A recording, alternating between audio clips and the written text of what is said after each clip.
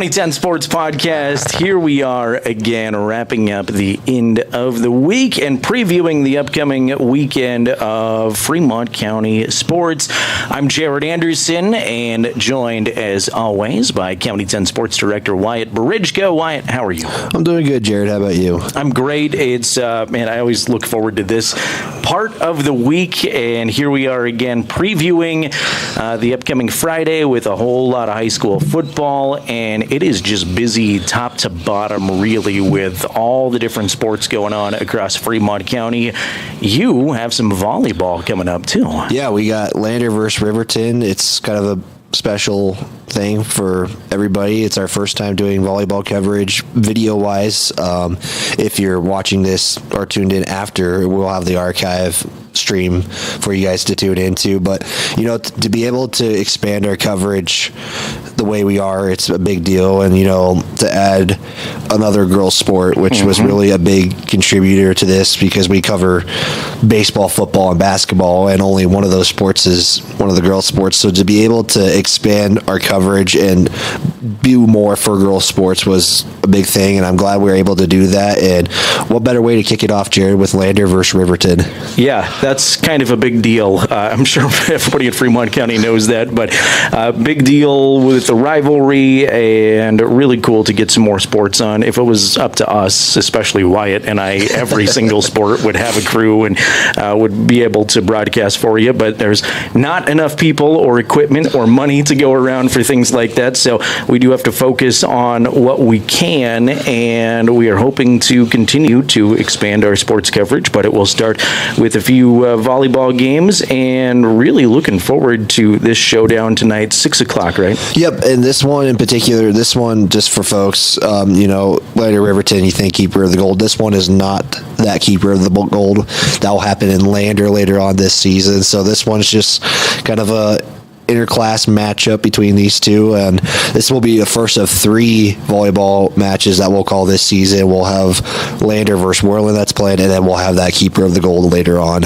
It's kind of interesting that they don't include that trophy in the first game of the year. You'd think maybe it travels back and forth, but I guess they just want to keep it in one location for the entire year. Yeah, I think that makes sense. I mean, every other sport only gets one opportunity to win the gold, and, you know, volleyball gets 2 of those, so why not just do it one time? And, you know, at least they split locations. Like last year, Riverton hosted that game, and now this year Lander will host it, and hopefully maybe it's when the gym is done at the Bob Carey Memorial Fieldhouse. New gym coming soon? Yeah, floors being put in. They're redoing that whole gym, so it's looking pretty nice right now. A couple of times I've walked by and checked it out. Looking forward to seeing that. I was able to go chat with new Lady Wolverine volleyball head coach Justin Taylor last week, and 4 Lady Wolverine seniors. They're really excited for the opportunity to go out with making some noise. They want to have a better year this year and go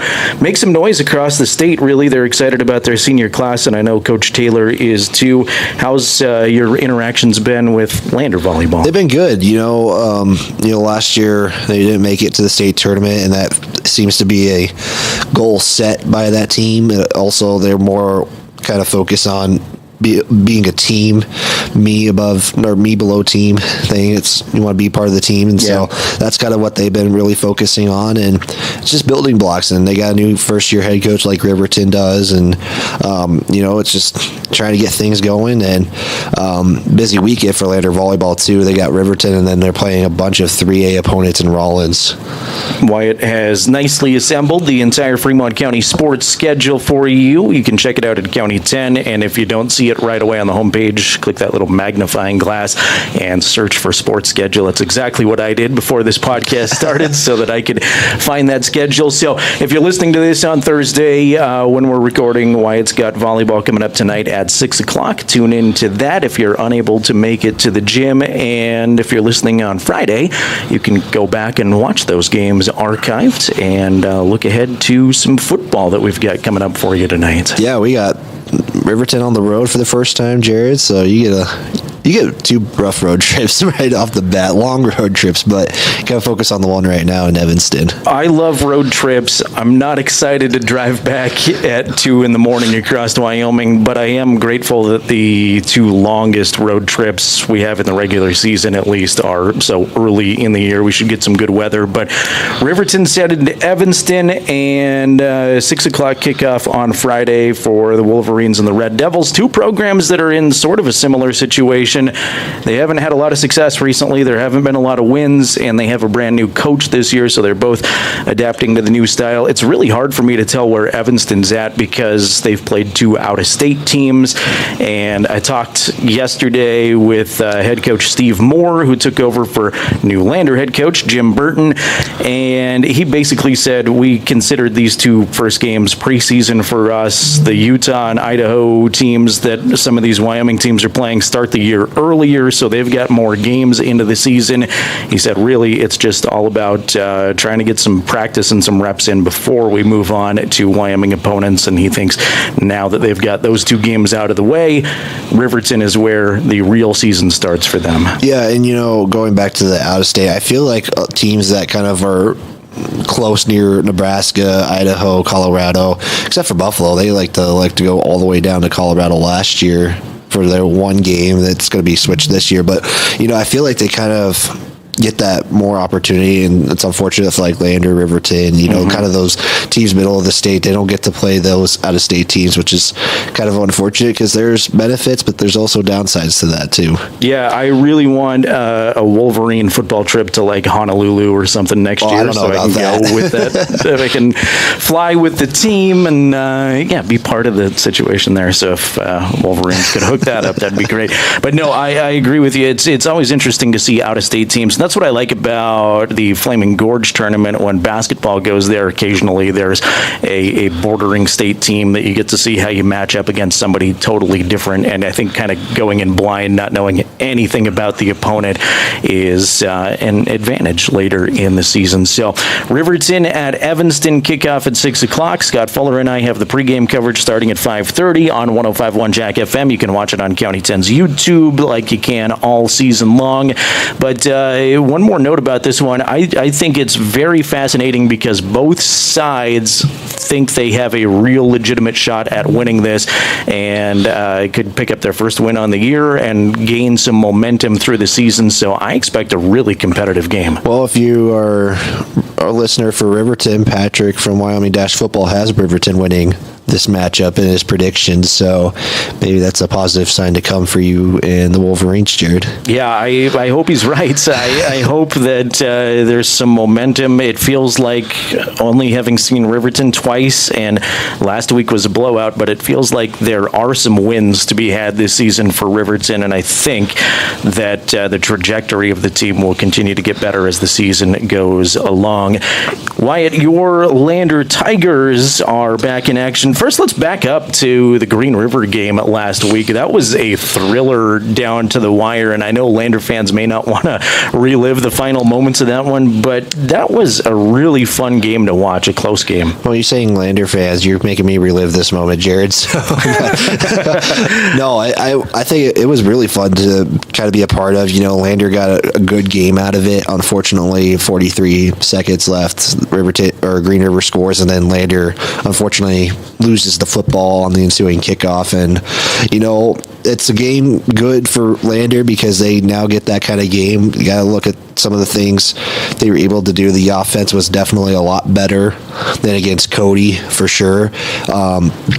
Defense made some good plays. They didn't create the turnovers, but they created a couple of fourth down plays against Green River. So, build on that and try to come back this week. They're taking on a tough Powell team who blanked Whirlwind and scored 51 of their own points last week. So we'll see how Lander attacks Powell this week. Is Powell still ranked number 4 this week? They moved up to 3 this week. Okay. I was going to say, I voted for him for number 3 because of what they did against Whirlwind, and I've talked to a few media members and coaches across the state now preparing for the Riverton games, and I asked them what they think about 3A, and obviously everybody says it's the Cody and Star Star Valley show. Those are by far and away the two best teams right now.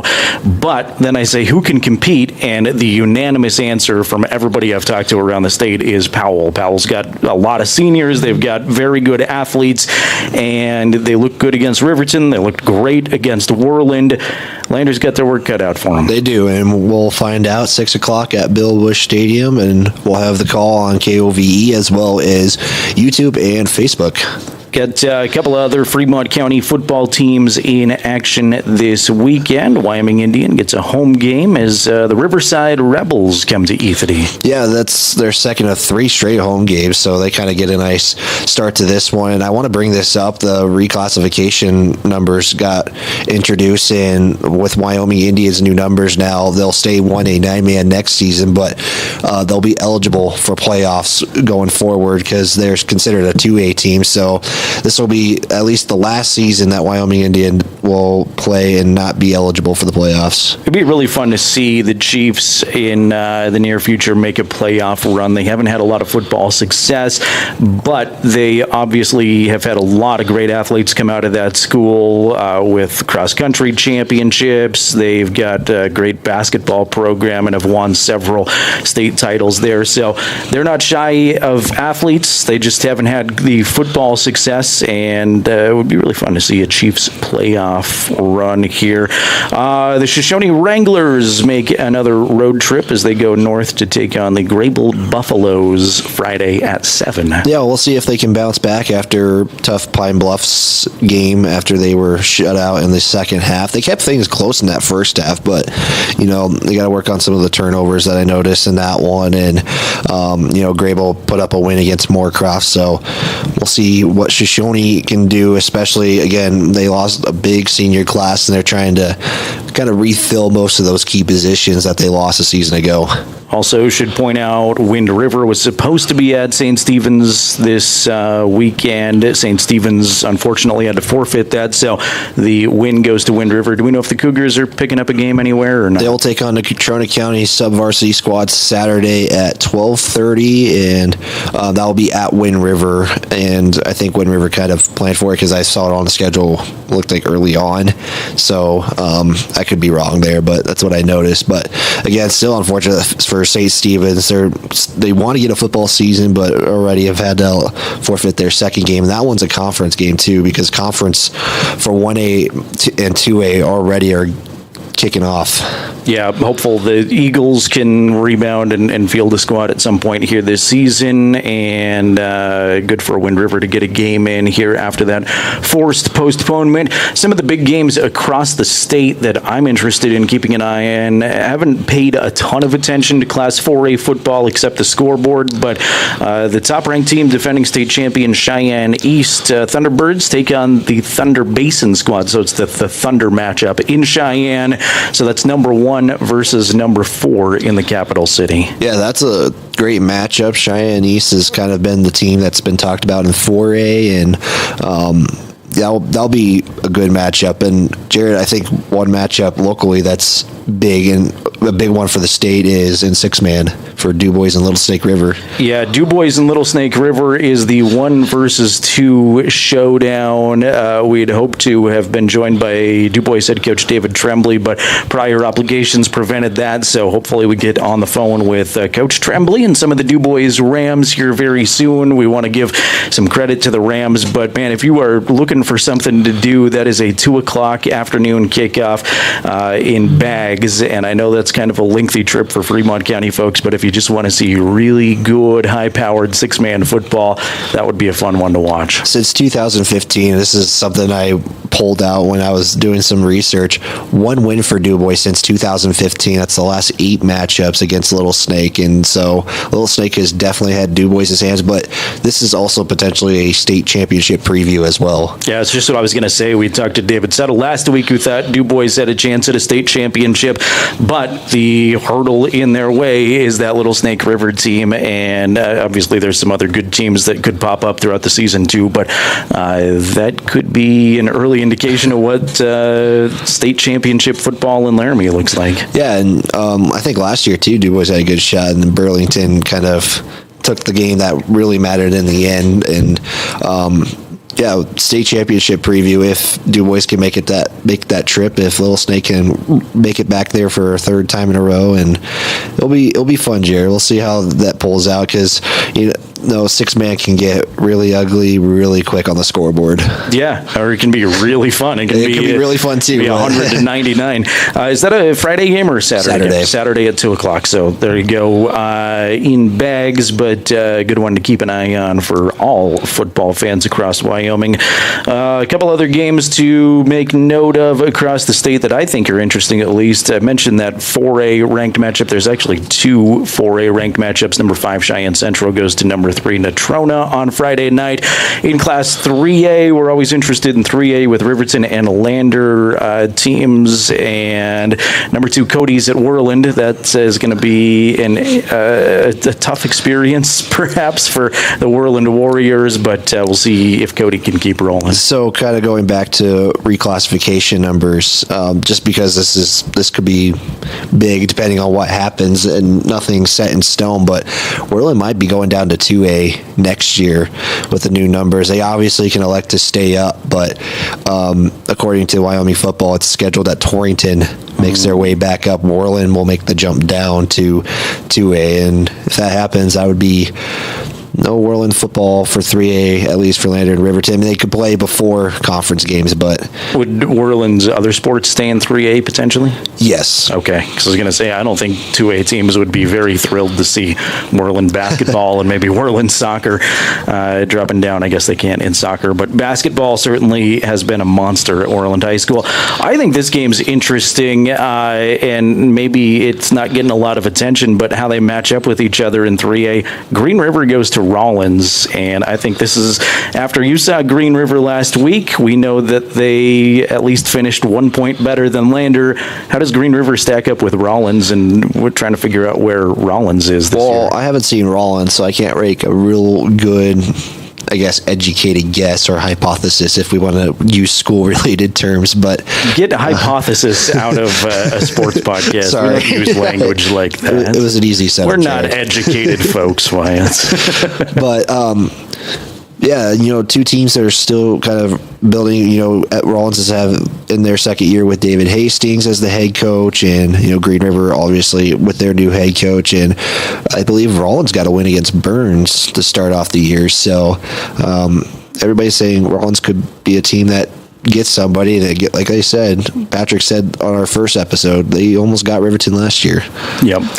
Again, Wyatt's got Lander football on KOVE and streaming video on County 10's YouTube channel. I've got the Wolverines and Evanston Red Devils on 105.1 Jack FM, also on County 10's YouTube channel. Volleyball, if you're listening on Thursday night, Lander and Riverton, the rivalry showdown. We mentioned the volleyball weekend. There's a lot of invitationals that our Fremont County teams are off to. Let's turn the page to golf, which, believe it or not, this always sneaks up on us so fast. Golf is into the postseason. Yeah, conference starting today for Riverton, where Riverton's in Wheatland for the 3A East. It's kind of weird how close Lander and Riverton are, and they're in two separate conferences or classes, but Lander Friday and Saturday will be in Green River, and state next week is the Riverton boys will be seeking another state title. Parker Paxton next week would be seeking his 4th individual state title, which that's hard to do in general. That is an amazing feat, and I mean, 3 for 3 is amazing if he didn't get it, but 4 in a row would be unbelievable. Where's state golf? State golf is in Worland this year. Okay. And that's next week. All right. Very good. We'll keep an eye on that, and then bring you some interviews and content from our high school golfers as they go into the postseason. Girls swimming also has a busy weekend. There's a big event in Cody, and Lander looks like they're headed to Green River for a duel. Yep, 2 duels for Lander. They'll be in Green River and then in Jackson, and Riverton's going to have couple of invitationals in Park County that they elected to participate in. Both of those are back-to-back days starting on Friday, concluding on Saturday, because nobody does anything on Sunday. It's part of the WHSA rules. So busy weekend for swimming. It's just a busy weekend for Fremont County athletics in general. And also this is the time where teams are not going to be in the county as much. If you look at the Fremont County sports schedule, especially with volleyball kind of going out, there's some local games happening too. So again, check out that schedule where all Fremont County teams are, including Central Wyoming College. Barry Bryant invite in cross country to round out the high school scoreboard. Basically, the majority of Fremont County cross-country runners will be at that. Yep, all Fremont County teams going to participate, and again, Randy Tucker does great coverage on the cross-country meets, and we'll get results out as soon as they are available on our website. Kind of the objective for this podcast and weekend preview for Wyatt and I is to talk prep sports primarily, but you mentioned it there for a second. There's a lot of CWC happenings too, so wrestlers and lady wrestlers in a lot of activities. You can find the full schedule under that sports schedule story that Wyatt expertly crafted at county10.com. Any big storylines from CWC you're watching this fall? Riverton Golf home this week, starting today actually and concluding tomorrow. But how does volleyball respond with a new head coach? Is Kim Davis makes the move from Riverton to Central Wyoming, and Central Wyoming's gotten some invites to big tournaments. I mean, they went to Texas last week and obviously, unfortunately, struggled. But now that they have kind of that name and that reputation of being at the national tournament and performing better the last couple of seasons, they kind of get those big invitationals as well. Definitely. All right, Wyatt, anything else we missed? That reclassification story is very interesting if you want to look at the future of Wyoming high school athletics. You've mentioned it a couple of times, but just to reemphasize, that is also up at County 10, and I think it's really fun to take a peek at and just see what changes are coming and what could possibly happen. Well, the story's not even over. We still are waiting on who's going to be where and, where Riverton's going to stand, because 4A's got 15 schools, and obviously they got to divide that up into east and west, north and south, however they want to do it. And so this story is still kind of an ongoing thing. We just know how football is going to be affected now, and one of them does affect Fremont County and Wyoming Indian. Definitely. All right. We've got sports coverage right and left for you. Again, subscribe to County 10's YouTube channel to watch all of our games. We'll notify you if you're subscribed every time. That includes some volleyball coming up and Lander and Riverton football every single week. Also on our sports calendar for KOVE, Wyoming Cowboy football returns on Saturday. They take on the Portland State Pilots, the first ever meeting between Wyoming and Portland State. 2 o'clock is the kickoff, which means 12:30 is our pregame coverage. What about last week? We've gone so far without talking about that. I know it's not, it has a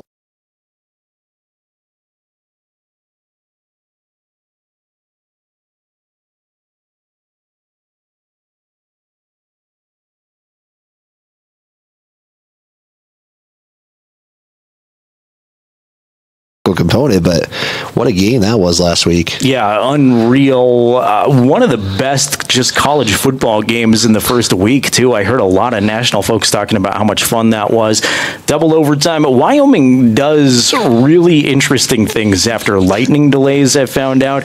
You're young, Wyatt, so I don't know if you remember, like 7 years ago, the Northern Illinois game went to a lightning delay. They finished at like 2 a.m. in triple overtime, so that one was nuts, and Northern Illinois was really good at that time too. It's not as impressive as the Texas Tech win, but we had the Missouri win with an SEC school coming into Wyoming in week 1 a few years ago. So just interesting to see what some of these bigger, more well-known schools do when they come to Laramie, and some of the atmospheric things, the elevation, the crowd, just the interesting travel into Laramie, I think affects teams like that a little bit. Yeah, and Texas Tech even came a day early too to get acclimated to the elevation, but it won't get easier for Wyoming. They got Texas, and they got a couple of big opponents they got to play this year, and it's going to be tough after Portland State. Yeah, Portland State was a little deceiving in week 1. I'm told they played your Oregon Ducks and got rolled like 81-7. But I heard that after the first couple series, Portland State just basically benched their starters. They said, okay, we're going to get smoked in this game. We don't want to get our starters hurt. So let's just get some experience, and benched a lot of their starters, took the paycheck from Oregon playing in that game. And so Wyoming may not have the greatest gauge from that game on what they'll bring. But 2 o'clock kickoff from War Memorial Stadium. Again, you're home for Wyoming Cowboy football all season long. KOVE 1330 AM, 107.7 FM. And on that note, while I'm doing football on the radio plugs, Denver Bronco football is back this Sunday. They take on the Oakland Raiders. You can catch every single Bronco game on the radio on KOVE, and it should be interesting to see how the orange and blue do this year. Sean Payton, new head coach, Russell Wilson. Hopefully he can bounce back for Bronco fans out there. But, this football season this year, Jared, it's kind of like a second Christmas for me. It is Christmas time for football fans. So watch County 10's YouTube for more, and we hope to have you viewing our coverage of volleyball and football here over the next couple of days. Next week, we'll be back with guests on the show. Again, we had one guest fall through this week, so you get to put up with Wyatt and I's analysis, but I hope you're enjoying the County 10 Sports Podcast so far. We've got some other stuff coming very soon. Wyatt has a lot of Lander interviews from athletes and coaches to look forward to on this stream. I'll have some more Riverton coverage, and we throw some random things at you once in a while on the podcast stream too. Why not? Yeah. Go ahead and subscribe wherever you find podcasts. We appreciate that. And if you don't mind, it helps us considerably if you leave a rating and a review. If you wouldn't mind taking a few seconds, we would be indebted to you. Wyatt, have a great call over the next couple of days, and we'll chat again next week. Thanks, Jared. Have a good call in Evanston. After a tough loss to Green River in the final minute of the game last week, the Tigers get set for another home contest. The lineup in the flex bone, Baker in the backfield. In motion is Barrett Moffitt. They're going to give it to Baker for the score. Touchdown, Tigers. First touchdown of the season for Lander Valley. It's Lander Valley battling the Powell Panthers on County 10.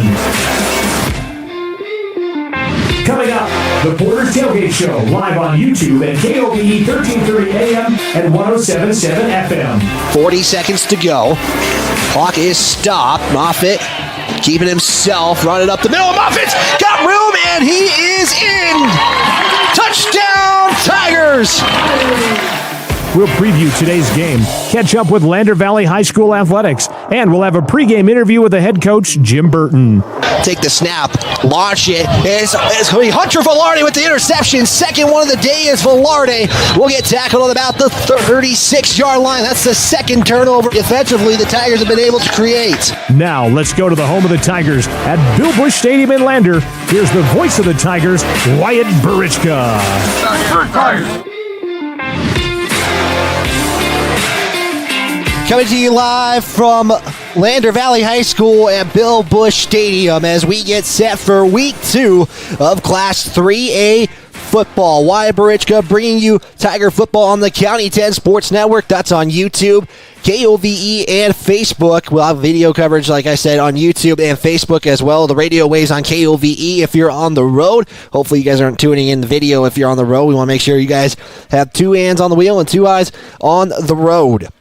The Tigers will be looking for a bounce-back win after a tough loss in the final moments of last week's contest against Green River. The opponent this week, the third-ranked team in the Class 3A rankings in the Wild Prep Coaches and Media Poll, and moved up from 4 last week. That's the Powell Panthers. The two teams over the last 2 years have had great matchups, though, between the Lander Valley Tigers and the Powell Panthers. Powell has had the upper hand against the Tigers, as these, again, have been tight games. Last season's final was a final of 10-7 that favored the Panthers. Powell has ended Lander's season a couple of times in the past few years in the playoffs and the quarterfinals, actually here at Lander Valley. Powell brings a Class 2 that could see a state title in the sport. Who knows what sport, but the baseball team for the Powell Panthers. Last season just won a state title. They were able to make that regional tournament as well. And you're going to hear some familiar names from the baseball season if you have been watching Lander Legends baseball, like when they're taking on the Powell Pioneers. Again, the Tigers will be looking to pull off an upset tonight against the third-ranked team. The Tigers are going to look to break a 6-game streak that the Powell Panthers have against the Lander Valley Tigers. This is the Porter's Tailgate Show, brought to you by Porter's Mountain View Supply. As let's get our Porter's, there we go. There's your Porter's Tailgate Show. Porter's has got everything you need to shop for: grills, spas, stoves, pellets, and more. Porter's is a proud sponsor of Fremont County athletes. We also want to give a big thanks to Perfect Power Electric in Lander, who powers this live stream, supports our athletes on and off the field. Give Perfect Power a call today for all your electrical needs. 332-7184. Again, that is Perfect Power, your stream sponsor today. Coming up on the Porter's Tailgate Show, we're going to preview these two teams a little bit more in depth. We'll have our Tiger Weekend, where we were able to get some cross-country interviews in, which was awesome to get. And we will also have a pregame interview with head coach Jim Burton.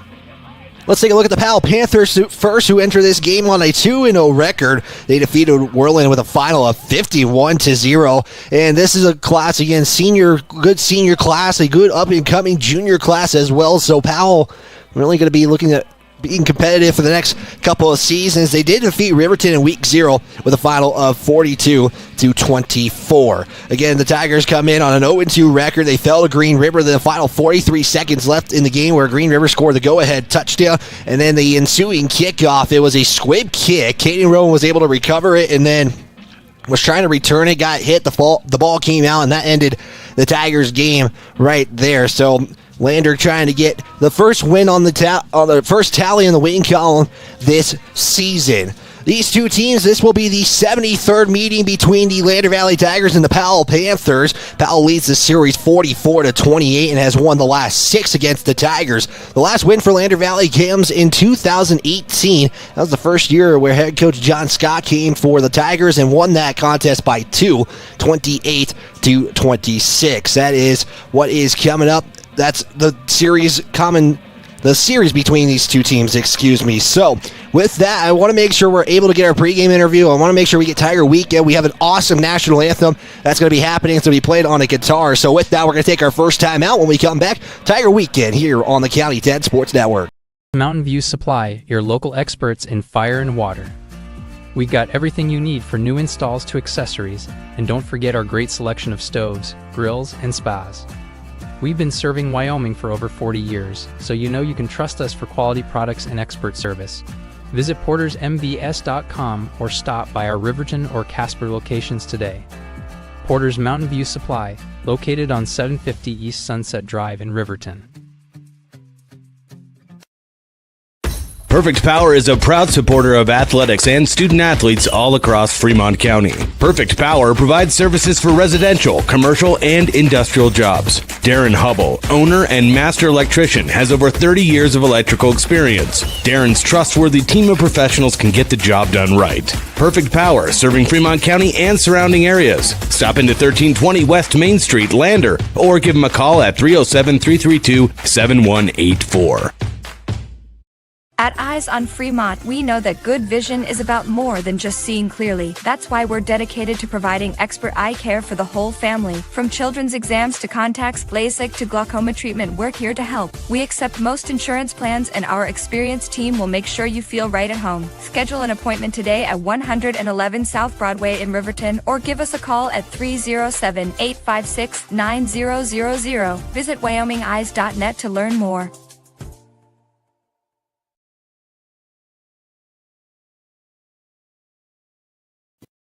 Our third edition of the Tiger Weekend will take us to cross country to start, where summer workouts were limited over the break. Kevin Green, head coach of the cross country team, talks about where the team is looking to get back with the speed. Well, they're a little rusty right now. We've got some work to do. We missed out on a little summer work, so we're kind of catching up at the moment. Not so much getting in shape, but getting our speed back. So I think, that's where we're at. Amaya Eddy, who is the defending champion for girls 3A cross country, will look to focus on herself mentally and have more fun with the sport. I think last year during track that definitely affected me and just like my mental and everything. I was definitely putting on too much pressure on myself.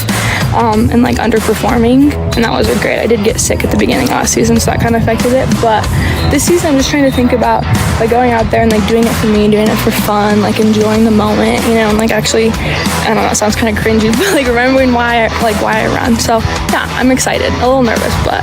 Diego Lobatos is in his senior season and wants to leave the team at the end of the year as more of a teammate than an individual runner. He wants the team to remember for years. I want to leave, almost like a legacy with me, I want kids to remember how funny I was, running's important and stuff, but it'd be better if people remember me for how funny I was or how much fun I would have with them. So I would say leave something like that, probably. Cross country competed in Riverton yesterday. Check out county10.com for more results. Lander Golf is already in postseason, where they're in Green River after their first day of action, as they will conclude tomorrow. It's the second time that they will be down there during Coach Mike Watson's time as the head coach. He talks about what the team will have to work with, and that it's just another tournament for conference. We've only been to that course once ever in my coaching tenure, and what I remember of it is, like any course, if you keep it in the fairway, it's good.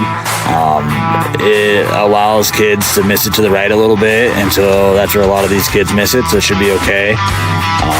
And it's a course I think is scoreable. It's not super long. I think about 6,200 yards from the tees they're playing for the boys, and right on 5,000 for the girls, so it should be fair. And I've heard good things from green to tee. It's in good shape, and then hopefully the greens are hopefully decent shape. At this time of year, you don't know what's going on. Everybody's losing their maintenance crews, so things get a little shaggier. So we'll see when we get there, and it's supposed to be good weather, so hopefully we can post some good numbers. There's state tournament as well, but what about all conference? How important is it for you maybe see where your team's at, or is it more about another tournament, not a state? Sorry. Sheeran has enjoyed her time. It's my first fall season, so just experiencing, still learning, definitely. I did play in the spring, so that was fun, but it's definitely more competitive in the fall. So I played a little bit in middle school, but I took a break and did some swimming and then decided to come back. Just felt the pull. Hunter Keene, a junior for LVHS, has had a great season, placing in most tournaments for the Tigers. He said being a part of the team has been fun and they have grown together. We've competed so far with everybody in the state, and it's been fun. We've all grown a lot this summer and worked hard towards winning state. Lander concludes their first day of action today. They'll conclude conference play tomorrow. County 10 will report results when they are available. Lander volleyball will have a busy weekend as the Lady Tigers played Riverton yesterday and will have multiple opponents in the 3A ranks this weekend. Head coach Stacey McFadden talks about what the team will be expecting this weekend for the Lady Tigers. Yeah, we know going over to Riverton's going to be a tough match for lots of reasons. It's that inter-county rivalry that has tradition and everything like that behind it, and so there's always a lot of emotions going into that game. And again, our focus, our message to the girls is we want to be able to go into that game and say that we played our best ball and we did everything we could to put us in the best position to win the match, and then whatever happens. Zoe Mulholland, a junior at LVHS, talks about despite the struggles last season, the team's connection is stronger with the team this year.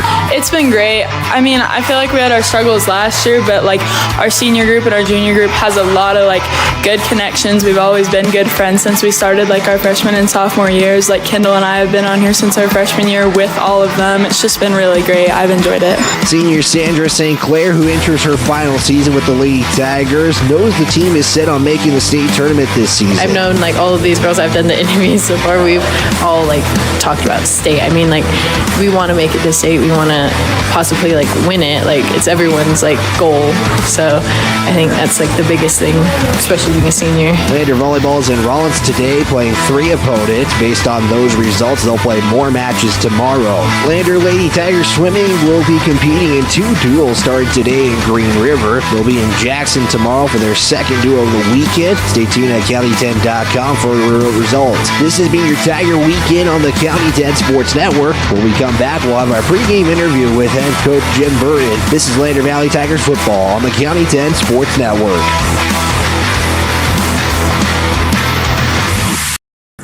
5 letters. Just think about, what am I doing right now? Smile. Smile? Uh-huh. This is so easy.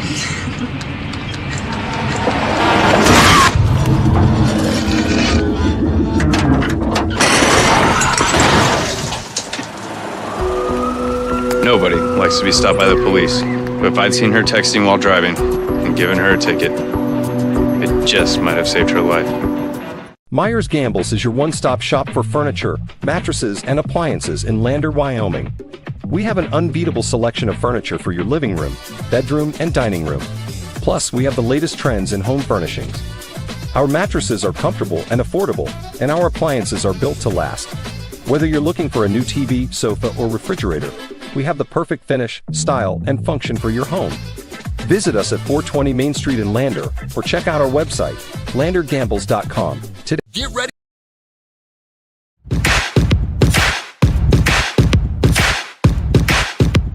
It's time for the pregame interview with head coach Jim Burton. Here's Wyatt Barichka.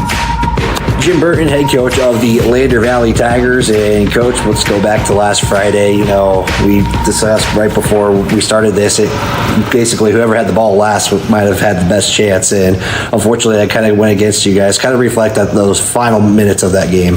Yeah, really, final minutes. We had some opportunities right there on offense. You know, you get a first down, gets called back. You almost get a first down. You know, you end up having to punt. Punt game, again, those kids on punt team are the same kids that have been on every team out there. And so fourth quarter gets tired. Punting game's not as effective, not as good. Coverage may not be as good. But you know, they start with pretty decent field position. And then defense really did a pretty good job slowing them down, keeping them out of the end zone. And just eventually we broke. You know, conditioning was something we talked about last week, and that was because of what Cody did. But, you know, the fact that defense in that first series of the game was out there for about 7.5 minutes, just kind of talk about the development of that, and has that started to show with the players? Yeah, the conditioning is coming around, and that's just, you know, we're 2 weeks in with games, right? It's a whole different ball game when you start playing those games, because it's so hard to replicate that intensity and all that. And really, that's what good teams are going to do, is they're going to find a way to get ready for that. Hopefully, we're doing a better job of that. Seems like we're getting there. But again, a lot of these kids have to play both ways. It's a very important part of what we do. You know, in a scenario like this where some of the sophomores might be playing before this game, how are you going to manage that? Because, you know, you have a kicker who's a sophomore who might be playing in that 3 o'clock game. So how do you kind of manage that just so players are available, but they're also good and condition-wise and health-wise, they're ready to go? And the best part about that is they changed the rule a few years ago. If you're kicking or punting and that's all you do, those quarters don't count against you. So that helps the kicking game with both a sophomore kickoff kicker and a freshman PAT kicker, so they can play that C game if they need to. But we also run into, we're starting 4, 5, sometimes 6 sophomores on O or D, and so those kids are going to have to be very either limited, obviously, in the C team, or not play at all, where we have the double game this Friday. So that makes it rough. But yeah, we just have to keep an eye on it and monitor those quarters. You know, last week, saw the film, you have had some time to process that. What was something that you really emphasized, and maybe particularly on the O-line when we were talking, what was something that you emphasized and worked on this week in practice? You know, and both sides of the ball, we're playing a little high. And when you do that, that's when you get those, you know, the horse collar tackle, the face mask. You know, if you're tackling down where we teach to tackle, you know, you can't reach a face mask. You can't reach up in and grab a jersey or close to it, or even make it look like that. So same thing with blocking. You know, if you're down where you're supposed to be with your hand placement and your hip placement, you're not going to get the angle to hold, you know, because your feet are moving and you're down where you're supposed to be. So really emphasize level of play this week in practice, and just focusing on getting proper hand placement so that we can get good blocks, we can make good tackles without committing penalties. I was at practice Wednesday, and excuse me, what I noticed is you guys were kind of working on some new plays, at least from my view, at the plays I haven't seen. How often or how much do you try to maybe incorporate new things, but also making sure that the things you've already taught are being done at an efficient level. Yeah, and with our offense, you basically, you almost basically reinstall every week. You got to reaffirm that foundation has to be there, and those foundational plays are first. And if we can't get past that, we won't. Now, when time comes and we can expand the offense because we're getting a feel and we're comfortable, then we do, and that's what we try to do. Obviously, you don't want to go in and add a ton of things. Really 3.5 days of practice is not enough to install a whole brand new offense or even a whole new concept. Sometimes it's one part of a concept. It might be a wrinkle, it might be a tag, but you can't really in trying to install too much is going to be very it's going to disrupt the flow, and then the things you think you're good at go away. So you've got to reinforce those things that your baseline are good at, and then hopefully we can build on that. This last Monday was Labor Day. Did that kind of change anything with your guys' practice, or did you guys try to get a practice in on Labor Day? Yeah, we actually got we went later and let the kids have the day, which makes sense. It's a school night, so hopefully parents were okay with having their kids at practice instead of wherever they would go on a Labor Day evening. But it's very important, both on a conditioning side, but also that commitment level. Just saying, hey, we're here, and we're gonna be committed to what we're doing. So at least that didn't affect conditioning or anything like that. No, we had a full practice on Monday, just later in the evening, so everybody could enjoy the family time for the extended weekend. Yeah, and that might help you guys going up against a team who has been in the conversation. They move up in the polls this week. You probably don't look at the rankings or anything, but taking on a Powell team who has got a great senior class and a good junior upcoming class. Talk about Powell and what you notice about them, and maybe what's the game plan going into this contest. They're a big physical team, and they're very athletic. They're gonna run and pass. They're a fairly balanced team. Some teams you can go in and say they really love this, they really love that. They have a pretty good balance. A great class of kids, a well-coached team.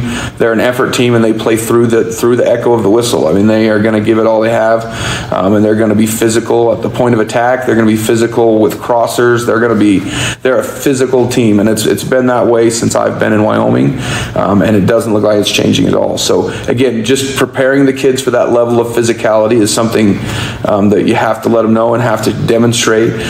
Also, just realize, hey, look, guys, Cody was physical, Powell's physical. That's how you're successful. That level of physicality. So it's really something we look up to. Yeah, what do you guys do to kind of practice what you're going to be seeing with that physicality?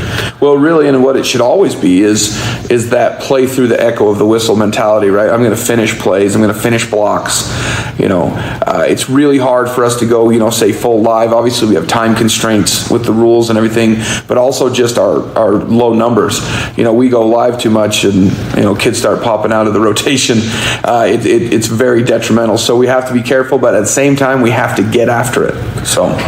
Player-wise, health-wise, there was an injury last week. What's the status? How's injury and health-wise for the team? Yeah, Johnson Baker will be out. We're hoping to get Caleb Larvey back. He's been out with a hamstring for the first 2 games. He'll play some spot duty. Again, not a ton, but he'll get some reps, trying to work him back into the rotation. Other than that, we have a few, things like we'll have a few kids have to sit out first quarter because they missed practice on Monday. So there's a few of that. But other than that, we're relatively healthy. Perfect, Coach. Always the last question, X Factor difference maker. What's going to be the big thing that helps you guys get the victory this week? Really, it's going to see who steps up and leads from the front and helps everybody do their job and trust each other. And once we get to that point, we're going to be successful. But again, we're just kind of waiting on someone to step up and like I said, lead from the front. Perfect, Coach. Thank you for your time. We'll talk to you after the game. Thanks. Go Tigers. This has been the pregame interview with Jim Burton. Coming up, starting lineups and the opening kickoff here on the County 10 Sports Network.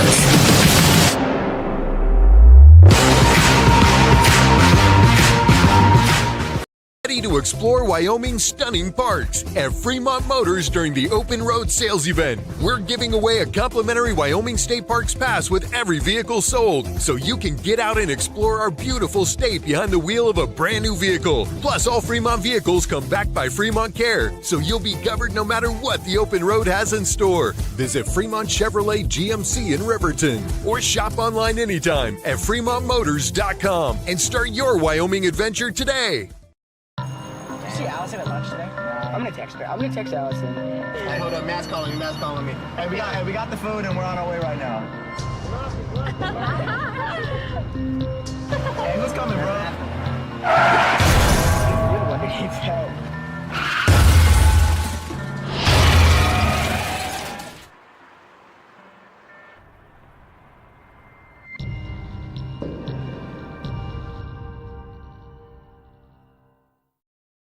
If you're looking for an upgrade to your vehicle, Wyoming 4x4 is the place to go for all your upgrade needs. From lift kits to bumpers, grill guards to bed liners, we've got everything you need to take your ride to the next level. We use top brands for our bumpers like Fab 4s, Ranch Hand, and Road and more. So get your vehicle ready and stop at Wyoming 4x4 or give Dan a call at 307-857-3175.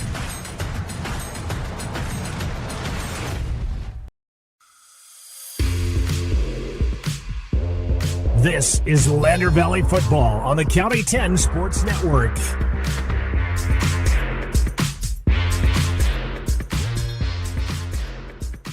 Back here on the County 10 Sports Network on YouTube, Facebook, as well as KOVE 1330 AM and 107.7 FM. We're getting ready for the national anthem. We got about just a few moments left here, but it's going to be a good national anthem. It's going to be Alden, hopefully I pronounced this right, Alden Harpence. He's going to be playing the national anthem off of the guitar.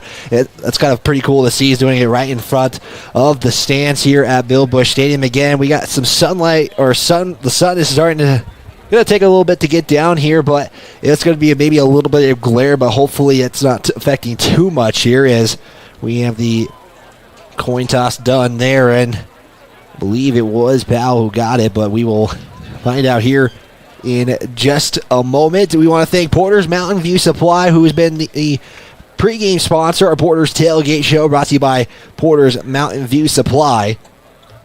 As having some technical difficulties with one of our crowd mics, but should be getting here just in a few moments. The Tigers are finishing their warm-ups. We got about 4 minutes to go until kickoff in this contest between the Lander Valley Tigers and the Powell Panthers. Again, Powell ranked third in the WyoPrep Coaches and Media Football Poll. They actually jumped Douglas this week for that ranking. Wind River and DuBois remain third for Fremont County. Taking a look at some upcoming games for Fremont County. Riverton and Evanston about to kick off. Jared Anderson and Scott Fuller on the call on our sister station, 105.1 Jack FM. Cody will play Worland at Worland tonight at 7 p.m. Green River in Rawlins. Also going to be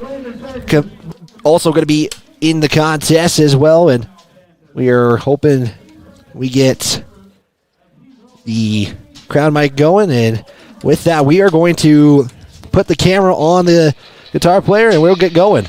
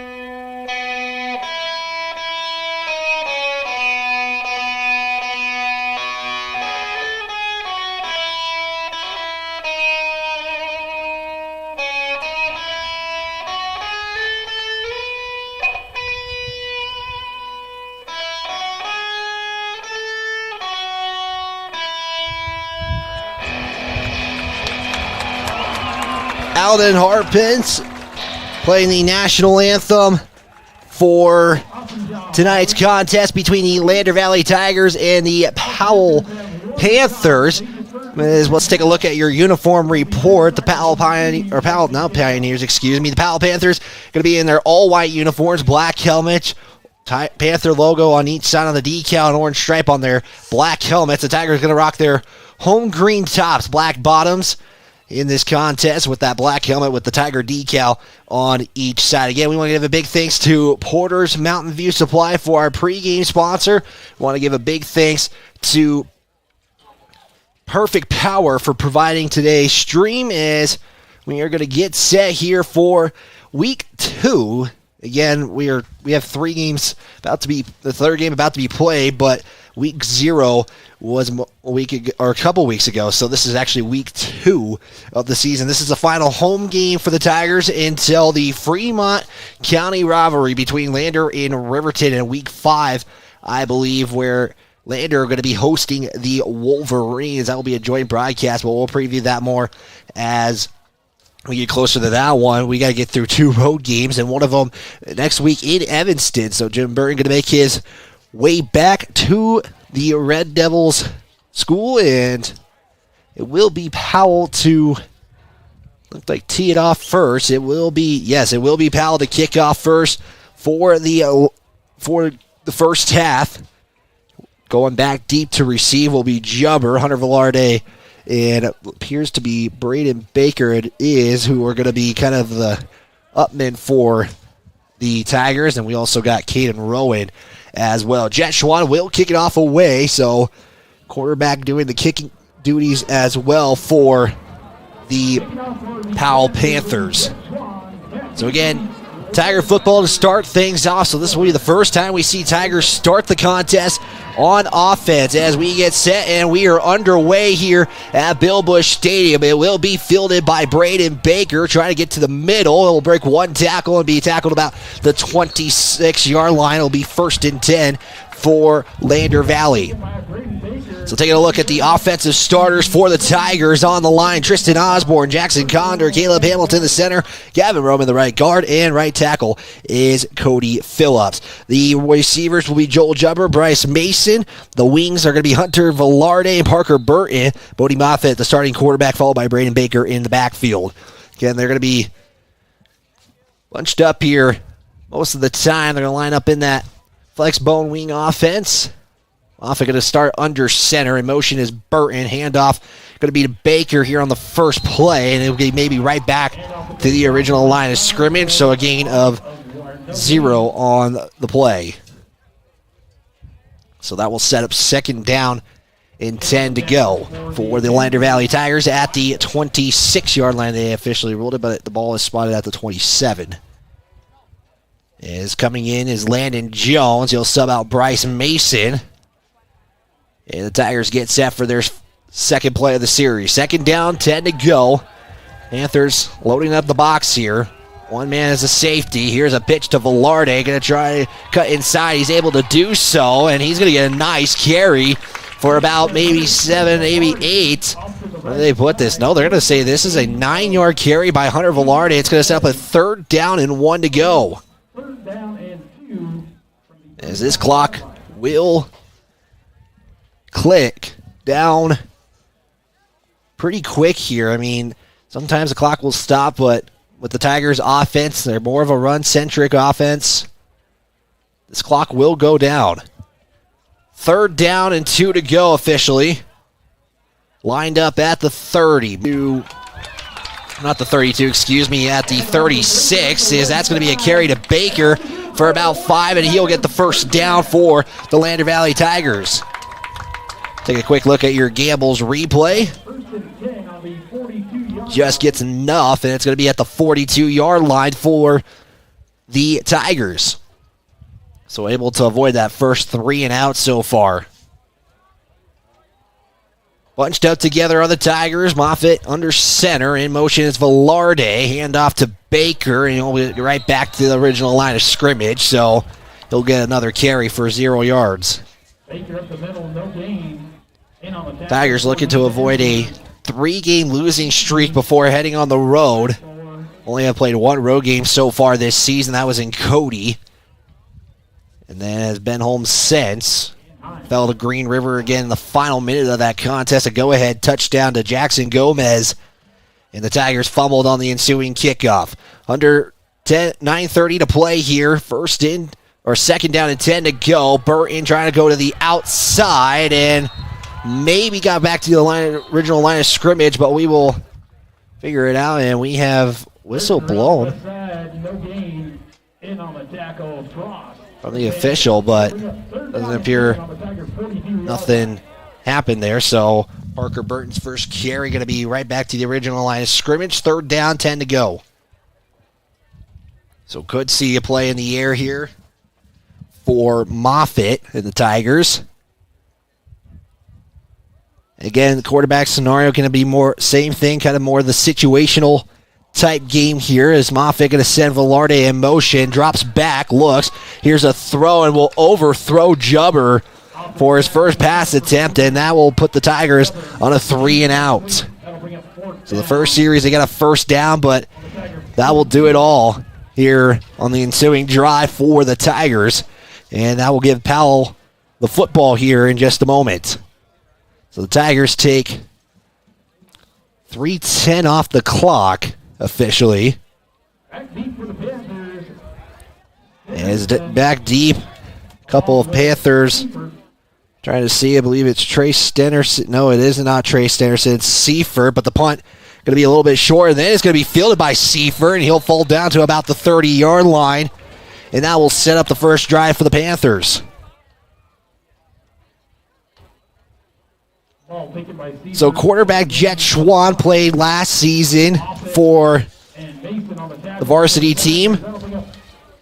Team fell to Douglas in the quarterfinals in their first round of the playoffs last season.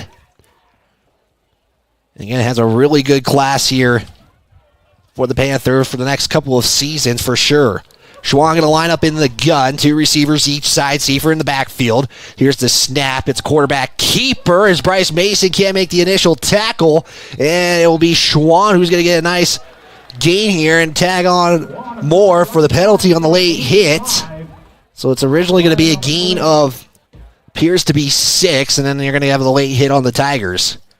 And these were I'd call them silly penalties because that's what they are. And another one on the Tigers, and that's going to add more. So they will give the Panthers that 5-yard carry officially, and then they're going to tack on 15 more. So it'll be 1st and 10 at the 50 for the Panthers. So just like that, the Panthers have received more yardage on penalties than actually running a play. So again in the gun, two receivers. Schwann going to drop back here, looks for the out route. That one going to be deflected there by Osborne. And that will make the first pass attempt incomplete for Jet Schwann. Nice job by Tristan Osborne to stick that hand up. He knew when to stick it up right about the right time too. And that sets up a 2nd down and 10 to go. Just seeing the Tigers giving them a pat on the back for that play. Could see Seifert now go here, but they're going to put 2 backs in the backfield on this next play. 2 receivers on the near side. Here's the handoff to Seifert, and he's going to get at least maybe 6. Are they going to give him the fall down? And yes, they will give him for the 6-yard carry is Cody Seifert. Cody Seifert for the Panthers in the first couple of games this season. He has 115 yards average per game, 231 to start the year. 3rd and 3, going to be a quarterback keeper for Schwann. Evades a couple of tacklers, breaks one, and now he's off. He's at about the 15, cuts inside, and he's in. Touchdown Panthers on a 44-yard carry from Jet Schwann, on a quarterback keeper, and that put the Panthers up on the board. The first 6 points go to the Powell Panthers. That was all Jet Schwann from there. Evaded a couple of defenders, cuts outside, cuts inside. And now the PAT coming up here is waiting for the kicker to come out.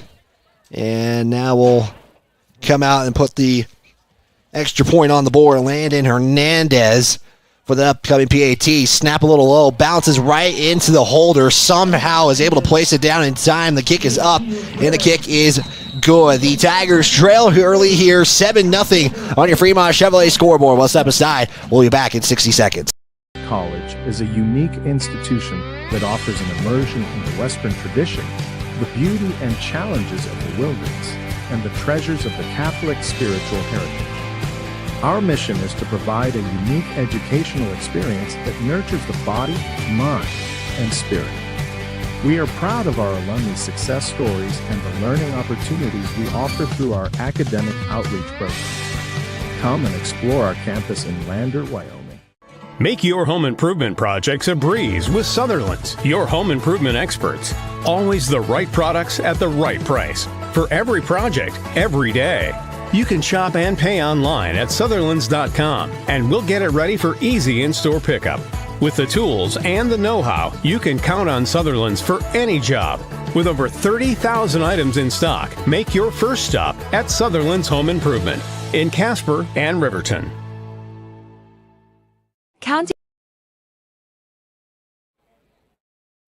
Coming back for the break here on the County 10 Sports Network, as it was a 44-yard carry by Jet Schwan to give the Panthers the early 7-0 advantage. And now the Tigers will get set for their second drive here as Schwan has put it on the tee, waits for the whistle.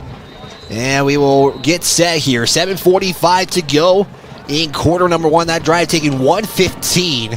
Is this one going to be a high kick put up in the air? Jabber will receive it at the 12-yard line. He's going to try to go up in the middle, makes a move, and he's got a couple of tacklers now, finally taking him down as Jubber has a nice return on that kickoff. Let's take a look at your Gambles replay by this kickoff return. Jubber makes a move in the middle and then gets met up by a couple of Panthers, and this is a nice start to the drive. They'll start at the 38, and it'll be 1st and 10 for the Tigers. So the Tigers on their first drive went 3 and out, took 3 minutes, 10 seconds after getting a first down.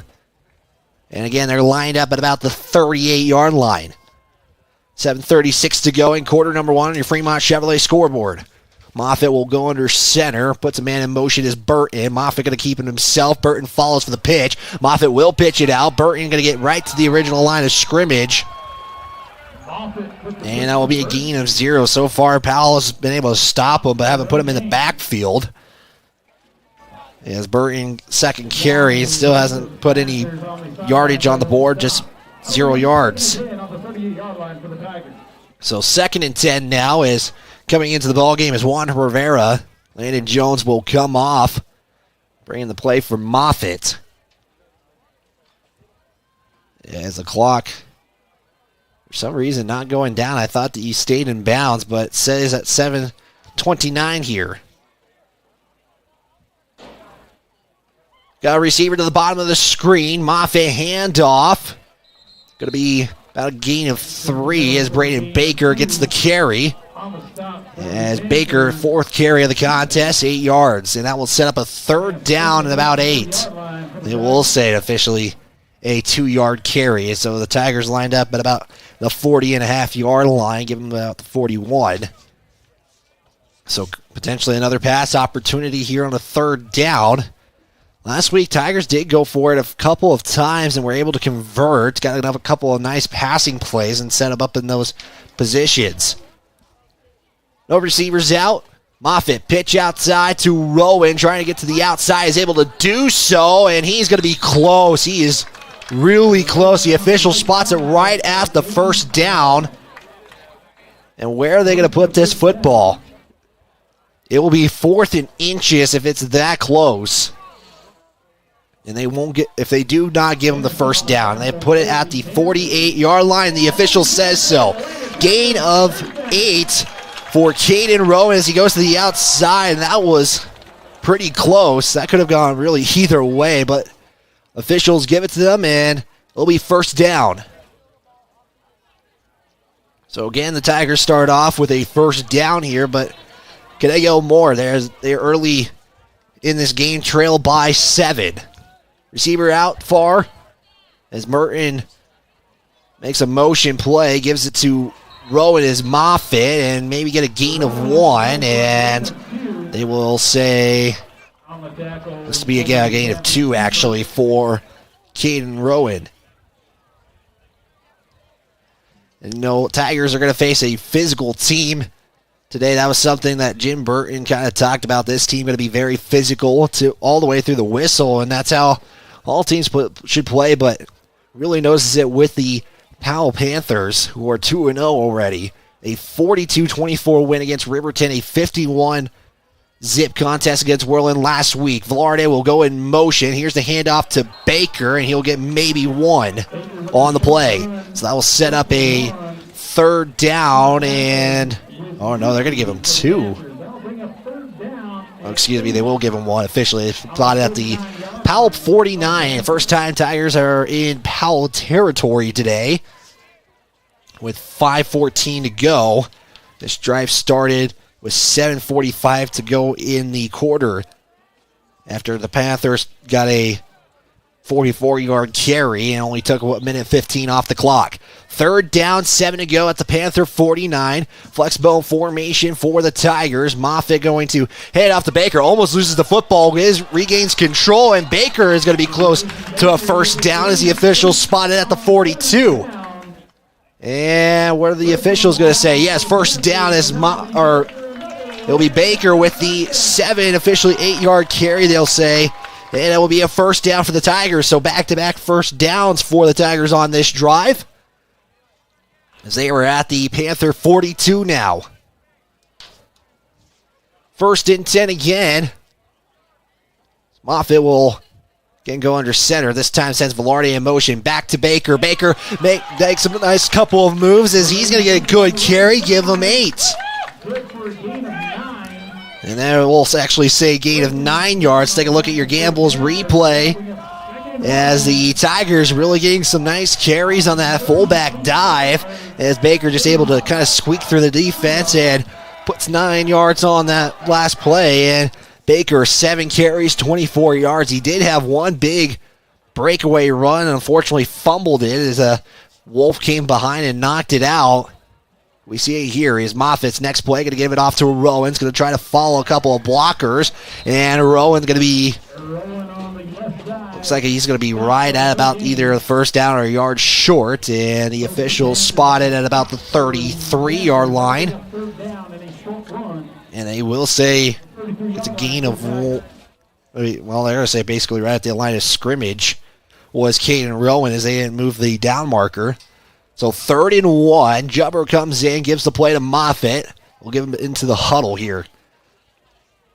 And that fullback dive right up the middle. So far, so good for the Tigers. They'll send Jubber out to the bottom of the screen. Baker as a fullback. Velarde in motion. Handoff is to Baker. And are they going to say he didn't get anything? It's going to be... They're going to give him a short. They're not even going to give him a yard. They moved the down marker barely, and I believe they're going to go for this if they're Lander. And I know Jim Burton, I asked him about field goal yardage. They are pretty comfortable about 20 and in if it was that scenario. And Caleb Andrews is the field goal kicker. Again, Braden Baker does the kickoffs. You have Caleb Andrews, the sophomore, doing the PATs. 4th down and short, one at the 33. Moffitt going to keep it himself. And this is going to be close. And they're going to say, no, he didn't get the first down. And they're not even going to put the football down. And it looked like they got an inch, as the down marker really hasn't even shifted much, and the Panthers get the football on a 4 and out now. That play took over 5 minutes. 5 minutes and looks to be almost about 12 or 9 seconds actually. So 1st and 10 for the Panthers. Again, the Panthers scored on a 44-yard touchdown, 4 plays into the 5 plays to be exact, as an incompletion happened. And Schwang going to have 2 backs in the backfield. Send 2 receivers to the bottom of the screen, 1 at the top. Schwann in the gun. Waits. Osborne almost jumps, keeps it himself. Here's a handoff to Seifert. He's going to go to the far side, follows the blocker, and he's got some room. Breaks a tackle. He's at the 50, 45-40, 35-30.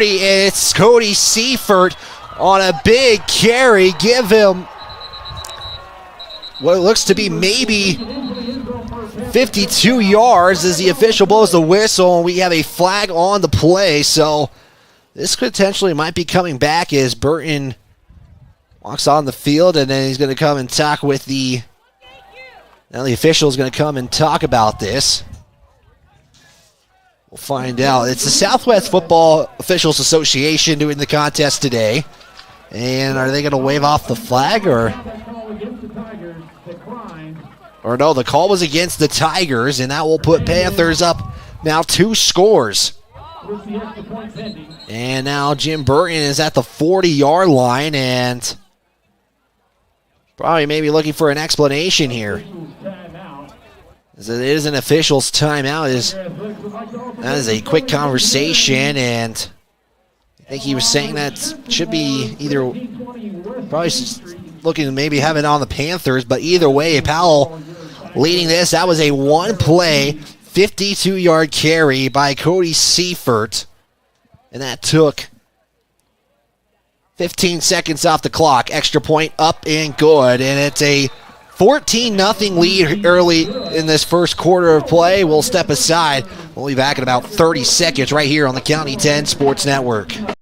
Jacob State Farm Insurance Agency, where friends go. Justice and his team are dedicated to helping you protect what's important. We offer a variety of insurance products and services to help you protect what's important to you. With customizable coverage plans, safe driving rewards, and discounts, Justice Jacobs can help you create a solution that's right for you. Go Tigers! Visit us at 990 Main Street in Lander or online at insuredwy.com.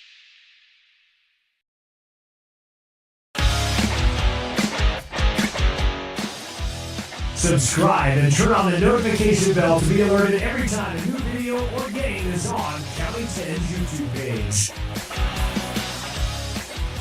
52 yards for the Panthers, one play, 15 seconds, courtesy of a 52-yard touchdown run by Cody Seifert. Gives the Panthers a 14-0 lead with 2:06 left to go in quarter number 1 on your Fremont Chevrolet scoreboard. Want to give a big thanks to some of our sponsors. That does include Bailey Tire and Auto to support local athletes. Our full-service tire and auto shops are located 755 South in Riverton or 1305 West Main in Lander. Also, a big thanks to Myers Gambles on Main Street in Lander. Is excited to cheer on our student athletes. Gambles has winning deals. Remember, delivery always free within 30 miles in store. Includes the town of Riverton. Turn around and shop in town.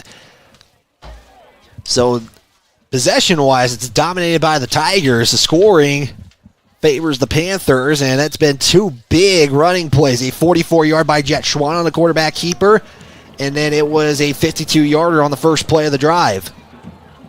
And the penalty was on the Tigers, and on that play that scored the touchdown, I believe they are going to give the Panthers the penalty on this kickoff, and that what appears to be the case. So it'll be Jet Schwann kicking off from the Tiger 45.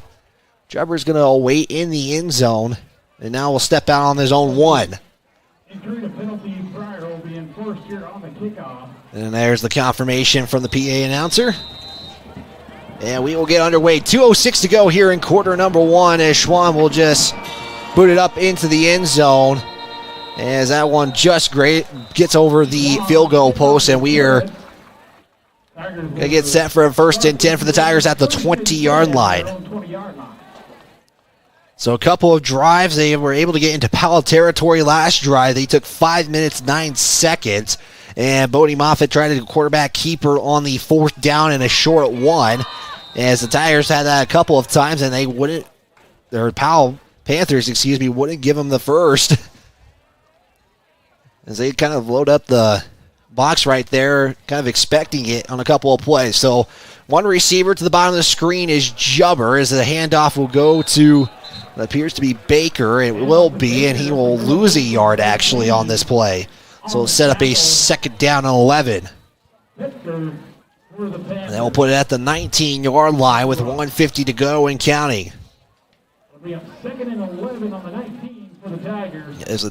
Looked like there was a flag on the field, but never mind, it's just the Tigers huddling up here. Baldwin Creek Rental Center in Lander has everything covered from equipment rentals. Stop by at 675 Baldwin Creek Road to see how they can help. Good luck to all athletes from Baldwin Creek Rental Center. As the carry goes to Baker, we'll get that yard back and more. Give him about 3, and it's going to set up, or excuse me, give him 3, and he'll set up a third down and long here, about 3rd and 8 at the 22-23 yard line. So it'll actually be a gain of 4 for the Tigers there for Braden Baker as Bryce Mason comes in, gives the play to Moffitt. Bryce Mason, the only receiver that caught passes last weekend, had 2 of them actually in 3 pass attempts. As Mason's going to line up far side. Now 1 receiver each side as looks like Landon Jones at the bottom of the screen.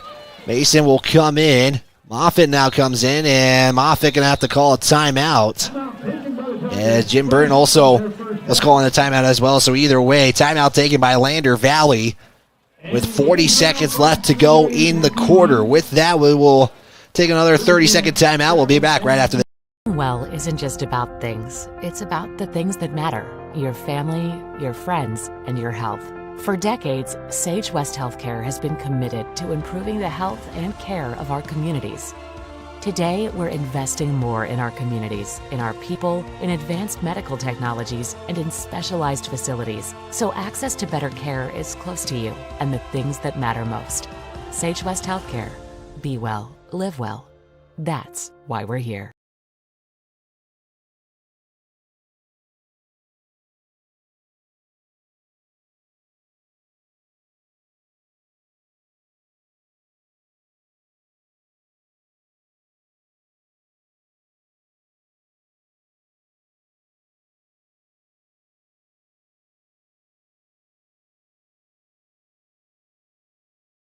Back here on KOVE 1330 AM 107.7 FM online at county10.com as the Tigers have a 3rd down and 7 at their own 23. 1 receiver to the top of the screen is Bryce Mason. Moffitt going to be under center. In motion is Velarde. Moffitt drops back and he will lose the football. It's going to be recovered by the Powell Panthers as he didn't have that forward motion. And are they going to say Powell football? And I believe so. The officials are discussing this as both teams were making the changes from offense to defense, and yes, it will be Powell football. As Bodie Moffitt was trying to get ready to throw it, and on the way back, Panther knocked it out and recovered by the Powell Panthers. So Powell with great field position, in Lander territory. 35 seconds to go. 14-0 on the 22-yard line. Last drive, 15 seconds. A 52-yard carry to the house for Cody Seifert. And now Panthers working in short field. They're going to line up in the eye. Schwann gets hit by Seifert, drops back, looks to throw, and it's going to give it to Trey Stenerson, who will push, looks like a defender out of the way. It was Barrett Moffitt for the score. Touchdown, Powell on the 22-yard completion from Jet Schwann to Trey Stenerson. And it gives the Panthers a 20-0 lead with the clock ticked 4 seconds. Make that 9 seconds. As the BAT awaits. Snap, hold, up and good. As the Panthers lead by 3 scores now. Tigers looking to respond here. Let's see what they do here in the upcoming drive. You're tuned in to Tigers football on County 10. County 10 is your Fremont County news leader. We're everywhere. On the web, mobile, social, and on your radio dial, with all the news you need to feel connected. From sports to board meetings and community features, we work hard to bring you all the latest updates you care about. Visit us today at county10.com. County 10, community connected.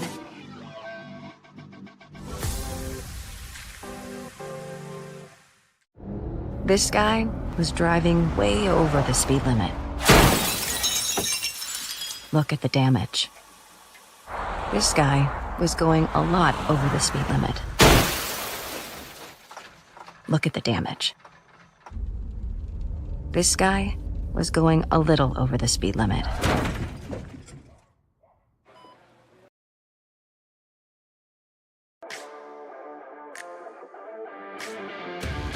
You're tuned into Lander Valley Tigers football on the County 10 Sports Network.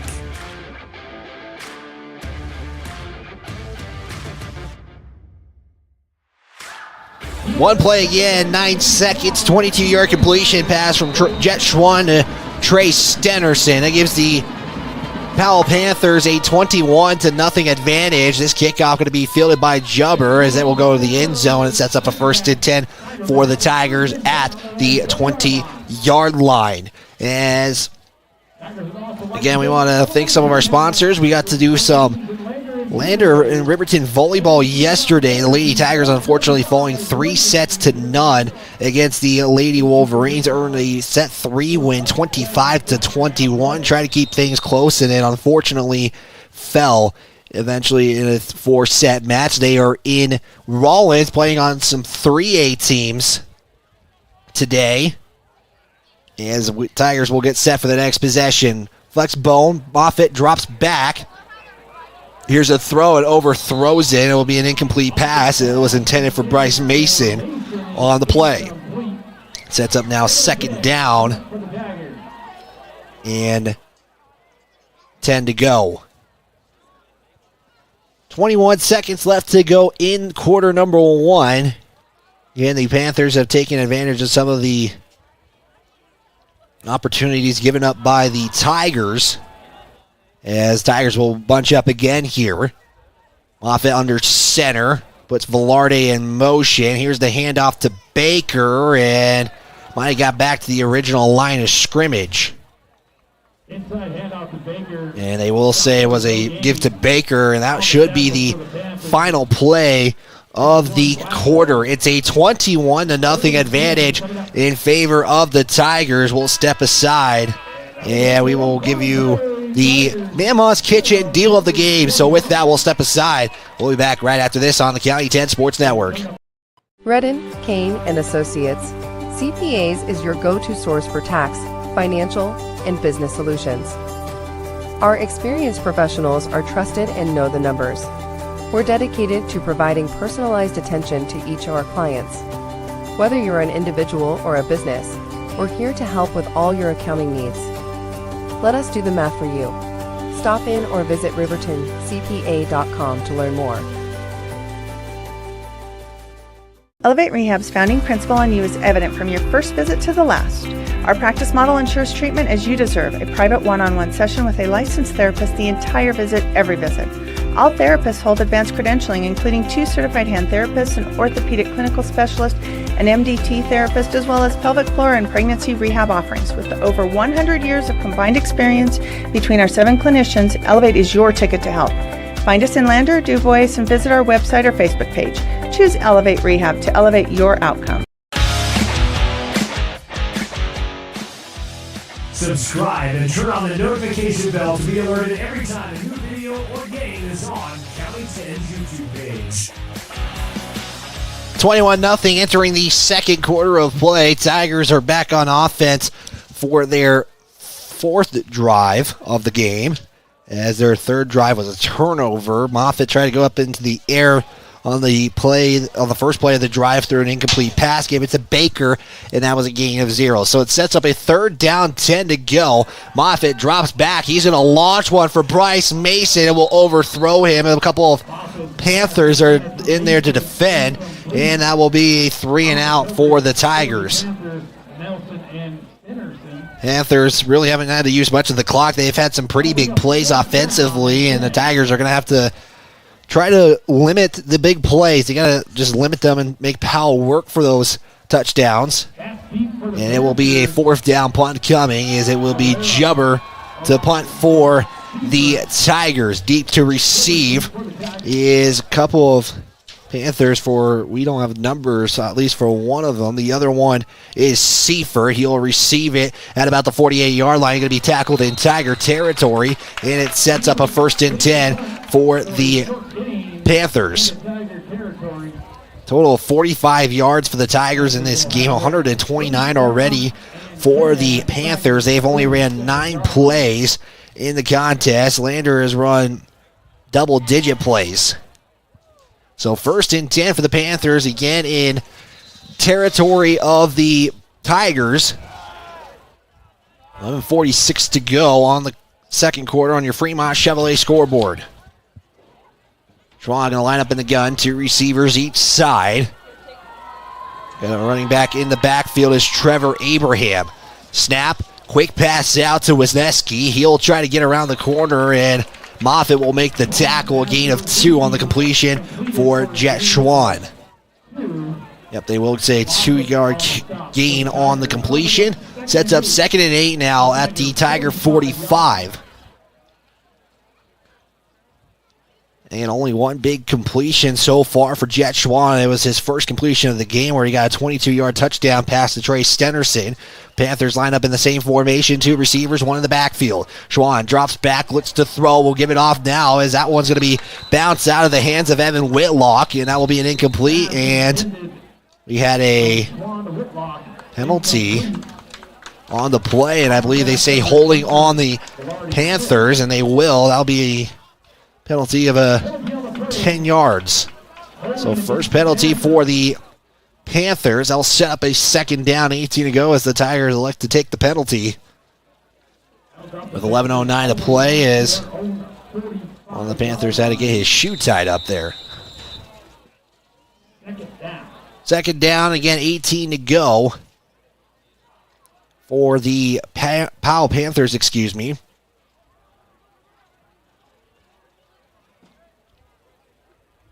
Again, they're going to line up with 2 receivers. Wisniewski going to go in motion to the far side. Schwann will drop back. Here's the throw. It's right to Wisniewski, the motion man, and he's got a big gain.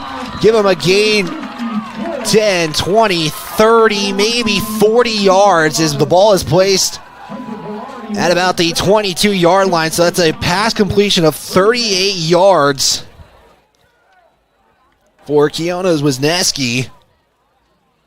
As that's his 2nd reception, back-to-back receptions, and that's a big gain there, and it's putting the Panthers inside the red zone as the ball is actually placed at the 17, apologies.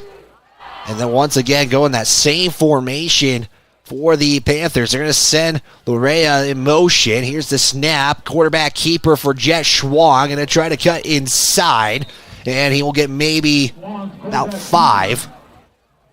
The ball will be placed at the 9, so actually a gain of 7 on, nope, they will say a gain of 6 on the plays. It's at the 9-yard line for Jet Schwann. So far, 3 carries, 55 yards, and a score. As it will be 2nd and 4 at the 10 in quarter number 2, 9:46 in counting to go on your Fremont Chevrolet scoreboard. They'll send 3 receivers out to the near side. Stenerson alone at the 10-yard line on the 10-yard mark. On the far side, 2nd and 4. Here's the snap. Schwann looking for Stenerson. Runs the hitch route, tries to make a move. He does, and he is going to get hit late by Jubber, but he's in. Touchdown, Panthers. As the Panthers will get a 10-yard completion from Jet Schwann to Trey Stenerson. That's his 2nd touchdown of the game today, and the PAT will come up as official with the whistle, but I don't think anything coming out of it, as we will get the extra point for Landon Hernandez. We will await the snap, put down by Wisniewski. That's going to hit the Powell lineman. I believe that was the center. If we can try to find where that play is, let's take a look. You normally don't see this out of a PAT attempt, but just kind of misplaced where he kicked it off. So we stay 27-0 on the Fremont Chevrolet scoreboard. We'll take a 60-second timeout. We'll back right after this. If you're looking for the best home cooking in Lander, look no further than Ma'am Ma's Kitchen. Our mouth-watering menu will have you coming back for more. From our famous Ma'am Ma's breakfast to our burgers, We got something for everyone. Our friendly staff and welcoming atmosphere make us the perfect spot for a family meal or a night out with friends. Don't take our word for it. Check out our rave reviews. Call us today or visit our Facebook page to learn more.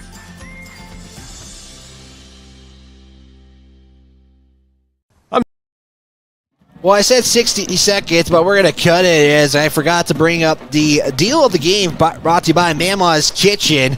It's a Tiger Touchdown Burger deal. 10% off per touchdown, up to 50%. The deal will last throughout the weekend. That's your deal of the game, brought to you by Mama's Kitchen. A 27-0 score, courtesy of a 10-yard touchdown pass from Jet Schwan to Trey Stenerson. And it puts the Panthers up 27-0 as Jet Schwan will put it on the tee and get set for the next kick.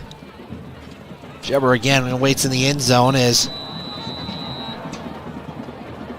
Tigers looking to find a response here. They limit the big plays, but haven't been able to do so as Jebber runs up, catches it at the 10-yard line, will make a hit, ball comes out, and is it going to be recovered by Panthers? And they say yes, turnover. As the hit come in, Jubber was trying to play, kind of run into the Panther, maybe try to get some more. Now you got an injury on the field for the Panthers.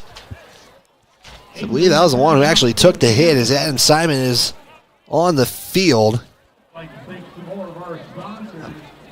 Got a number, but I can't see the second number on the play, but it is a Panther who's hurt on the field. I think he took a big shot as there's one thing Lander has done. It's kind of been deliver big hits, and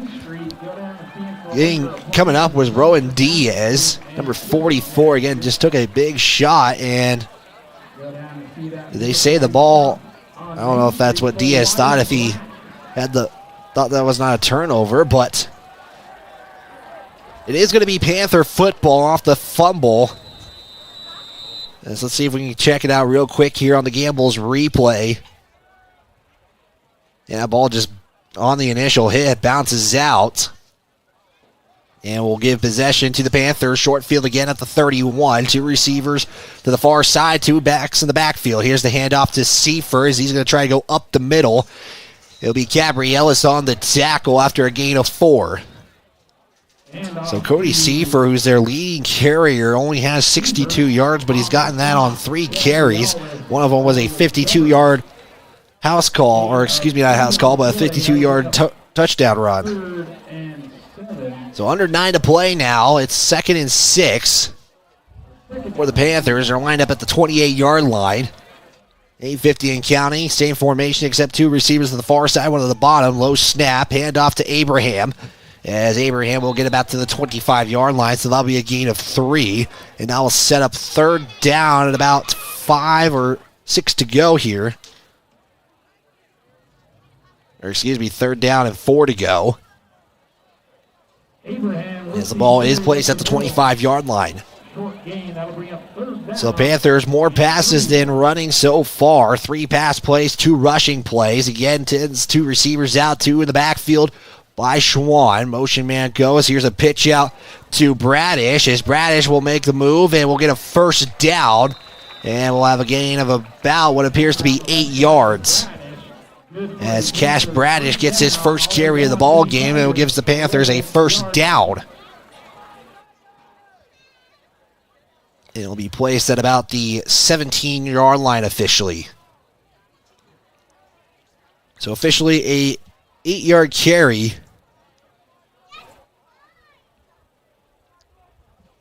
And 1st and 10 at the 17. Bradish will go in motion again. Schwan looks. He's almost sacked by Bryce Mason and then throws a pass all the way out of the end zone. And that will be an incompletion by Jet Schwan. That was kind of more just get it out and don't lose yardage play right there. Had Abraham looked like kind of in the middle of the field if he elected to go that way. Probably didn't have enough time to see him as Bryce Mason was trying to come on the sack. So the clock stops at 7:39, 2nd and 10 at the 17, quarter number 2 here. Panthers already 200 yards of total offense so far.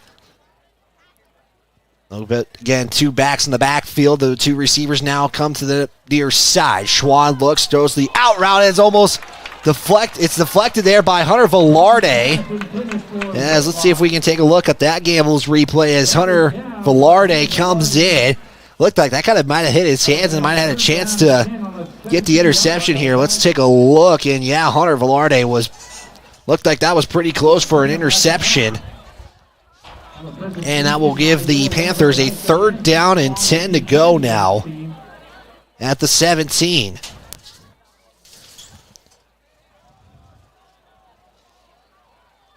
Stederson again by himself on the far side. Here's the snap. Schwann looks. Here's a penalty. It looks like it's going to go against the Panthers on a holding play, as Bryce Mason was just basically laid on, and I think he was shaking his hands. And yes, they will say penalty going on the Powell Panthers in the event of holding.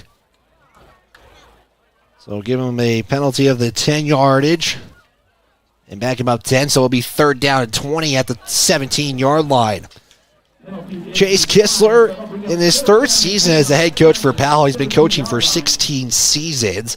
He has 3 players that have received postseason awards. Trey Stenderson was All-State for Powell. You got Jet Schwann All-Conference, and Jimmy Dees was an All-Conference selection a season ago. So 4th down and 10. The Tigers elect to not take the penalty. Schwann going to attempt a field goal. That's good. That's a 34-yard field goal, and that gives the Panthers a 30-0 lead. And with that, we'll step aside. We'll take a break, and we'll be right back on the County 10 Sports Network.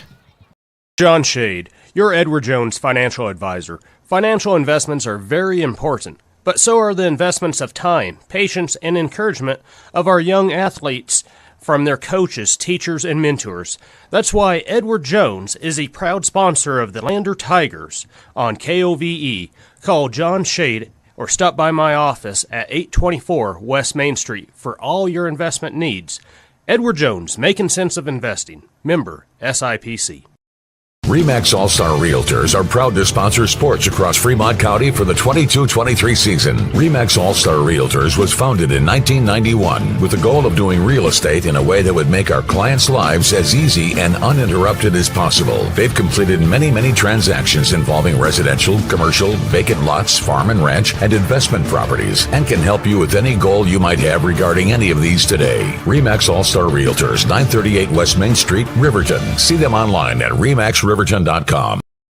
Back here on KOVE 1330 AM 1077 FM, online at county10.com. We got a score update in Evanston, excuse me. It's the Wolverines trailing by 3 right now, 13-10 in quarter number 2. We got a 30-0 here after a 34-yard field goal by Jet Schwann. He'll put the toe to it, and we'll put it to Jubber, and that'll be in the end zone. Touchback sets up the Tigers at the 20-yard line. So Tigers, last time they received it was fumbled by Jubber. This time he's gets it in the end zone, and a couple of turnovers by the Tigers in this one. In the contest so far, and Powell has taken advantage on that, as the Tigers did add a holding penalty against Powell, elected to put the field goal unit for Powell on the board, and then it was a 34-yard field goal by the quarterback Jet Schwann. So Moffitt will go under center, one receiver each side, puts Hunter Velarde in motion. A flag comes down, and I believe this will be this is going to go against the Panthers for an offsides. So that'll give Tigers a 5-yard. Free 5 yards, and it sets up 1st and 5 now.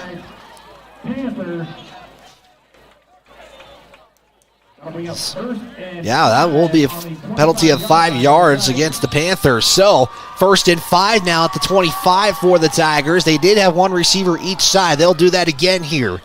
Jubber on the far side, Bryce Mason on the near side, inside the numbers.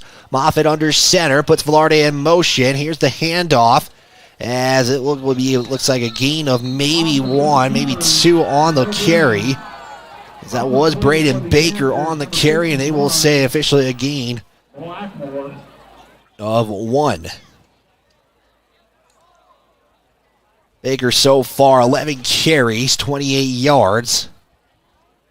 And they will say maybe just about a yard on the carry. 6:45 in counting here. As the Tigers will come in that flex bone formation. This time puts a man in motion as another carry for Baker is going to be right about the line of scrimmage. And it should be a third. No, they will give him a gain of 1. So 3rd down and 3 here for the Tigers at about the 27-yard line. With 6:15 to go. Again, the Tigers like to take away some time on this clock, but down by 30 early here in the first half. Looking to at least get a scoring drive going here. Again, we'll bunch up together. Moffitt not going to send anybody in motion. Here's the toss to Baker. He's going to have the first down. He'll take a couple of hits, and then Cabrielas will come in and push Baker for a few more. So that will be a gain of 10 for Braden Baker on the little toss out to the near side. That is a first down for the Tigers, so able to keep the drive going. And we have a whistle by the Whitehead official. Near side judge comes in and talks with the Whitehead official. It was a gain of 10. But now we are seeing nothing transpire out of this for either team. Be 1st and 10, so nothing happens. Clock starts again at 5:35 here in quarter number 2. Again, Tigers will bunch up in that flex bone formation. Off it under center. Toss it to Baker. Comes to the near side, and he'll be getting maybe a gain of 2 as he'll be tackled right about the 42. They'll mark it officially at the 41 for a gain of 4.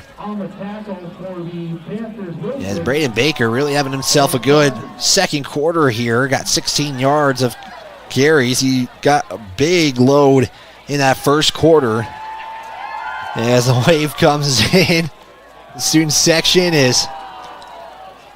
Got the student section, you got the band here for Lander. Lardy this time goes in motion, gets the toss, and then you have a Powell defender already there. Doug Beggar, hopefully I pronounced that correctly, makes a big loss. Give that maybe a loss of 8. As that is now back at the 33, so it is a loss of 8 for Hunter Velarde on his second carry.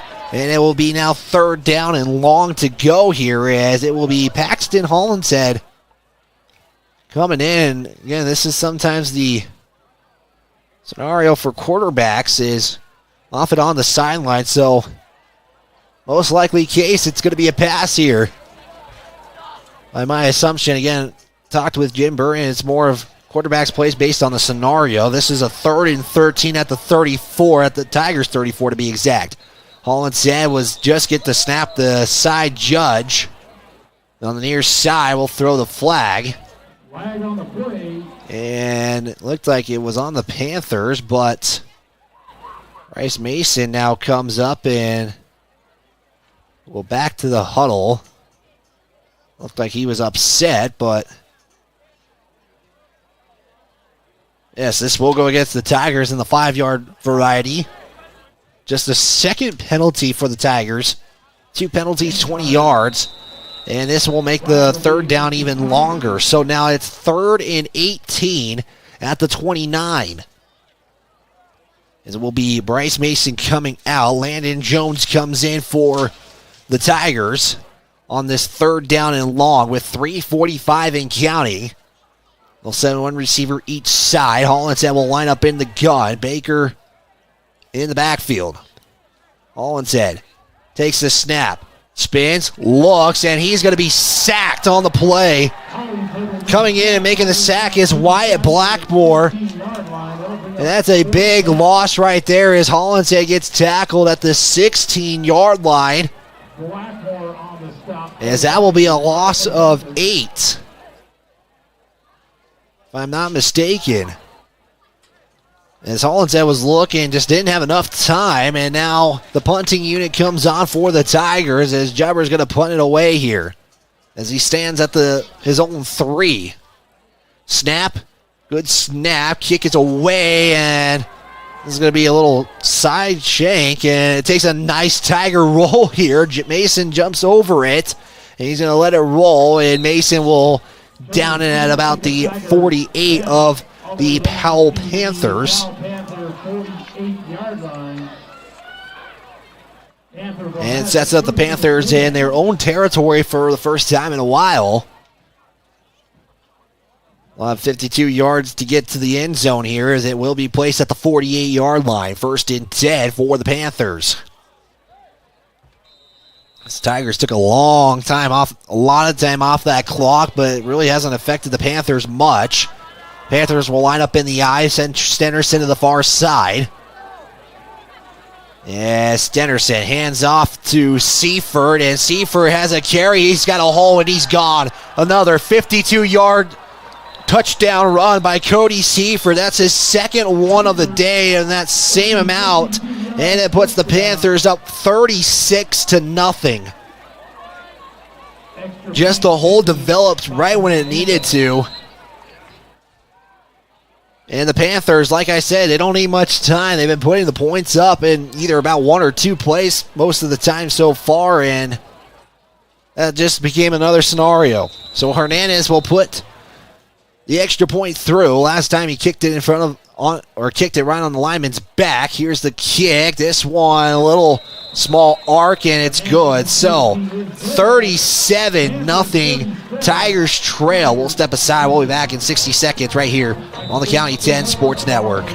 All-Star Realtors are proud to sponsor sports across Fremont County for the 22-23 season. RE/MAX All-Star Realtors was founded in 1991 with the goal of doing real estate in a way that would make our clients' lives as easy and uninterrupted as possible. They've completed many transactions involving residential, commercial, vacant lots, farm and ranch, and investment properties, and can help you with any goal you might have regarding any of these today. RE/MAX All-Star Realtors, 938 West Main Street, Riverton. See them online at remaxriverton.com.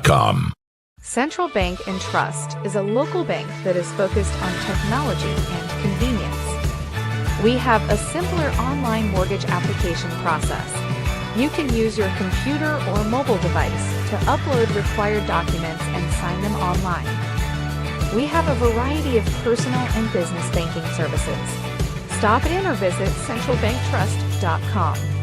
We live here. We work here.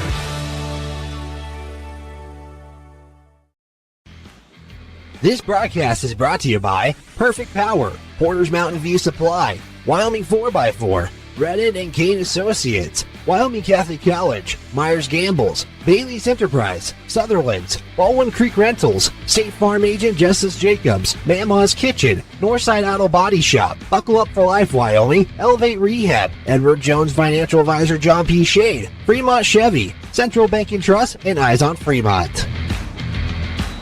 37-0 after a 52-yard touchdown, the second one by Cody Seifert in an I formation. Kickoff hits the end zone, and the Tigers will set up at the 20-yard line.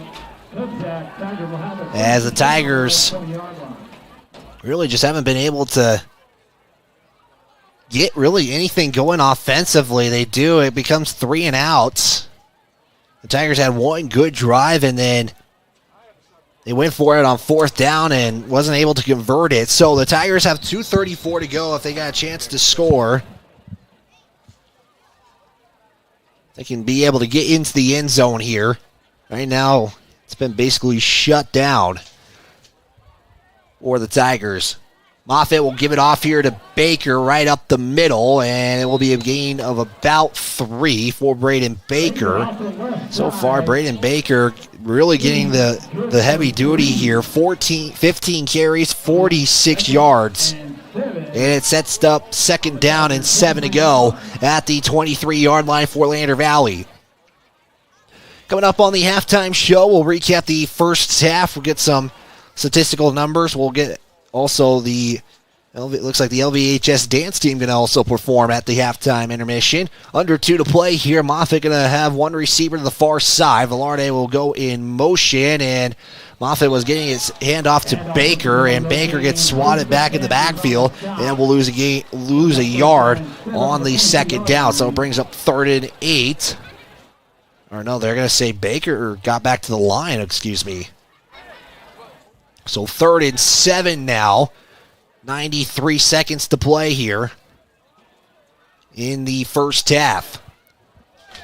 Trying to get an update with some scores as well, as Riverton and Evanston still stay at a 13-10 score.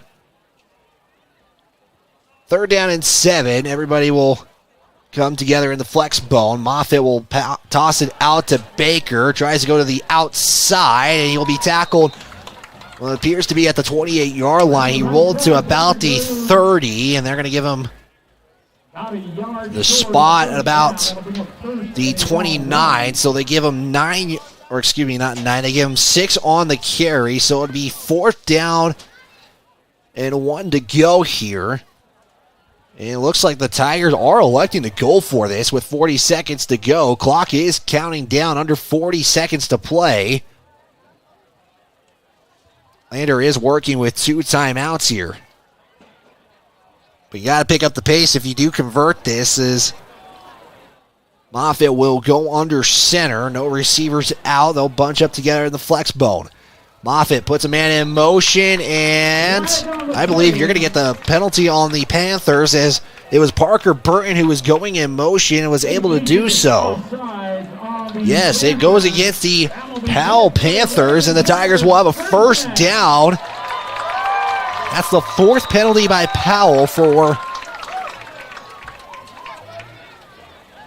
30 yards. Clock is going. 12 seconds to go. Burton has 2 timeouts. Elects to not take them, as Bryce Mason will come out here, and Tigers are going to hurry up. 5 seconds. 4, 3, 2, 1. Moffitt gets the snap. Toss out to Baker, and Baker will get about a yard, and that will do it for half number 1. So we go into the halftime intermission.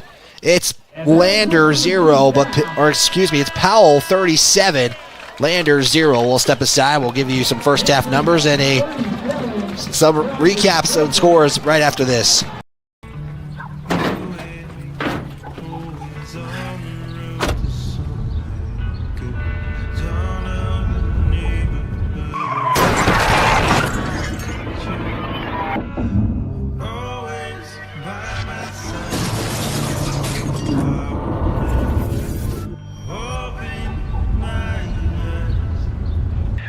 Why do we enforce seatbelt laws? Because in real life, you don't get a second chance. Tires, tires, and more tires. Bailey Tire and Auto Service offers a huge selection, great prices, and fantastic service. Oh, yeah. Hi, this is Haley. With over 13,000 tires to choose, Bailey has tires for your ATV, farm implement, car, truck, trailer, semi, lawnmower, wheelbarrow, you name it. If it has a tire, Bailey Tire and Auto Service can fix it or replace it. Bailey Tire and Auto Service is your one-stop complete tire and service shop. Just remember, with Bailey's, there's no tricks, just tires. Back here on KOVE 1330 AM 107.7 FM, online at county10.com, as we're going to clear that scoreboard off, as you're seeing a performance here at the halftime intermission. And yes, 37-0 is the score. That favors the Powell Panthers in this one. As there, again, you're seeing the performance there by the Lady Tigers dance team, and they're also accompanied by the Tiny Dance team, as the score graphic by Danny Ward. So again, 37-0 your score. And again, this favors the Powell Panthers. The Tigers offensively had one good drive going, and then it got stopped on a 4th down and short. And the Powell Panthers defended the quarterback keeper, and we're able to do so, as we got about 13 minutes left to go in these halftime intermission in the score. Let's take a look at how scoring drives started. It would be a 44-yard touchdown run by Jet Schwann. The Panthers would then get a 52-yard run by Cody Seifert. The Panthers again would get a 22-yard touchdown pass from Trey Stennerson to from Jet Schwan to Trey Stenderson to put it up 21-0 in the second quarter. It would be another 10-yard touchdown connection between Jet Schwan and Trey Stenderson. And then the field goal actually was not good on that one. Jet Schwan would then attempt a 34-yard field goal in which it was good, giving the Panthers a 30-0 lead.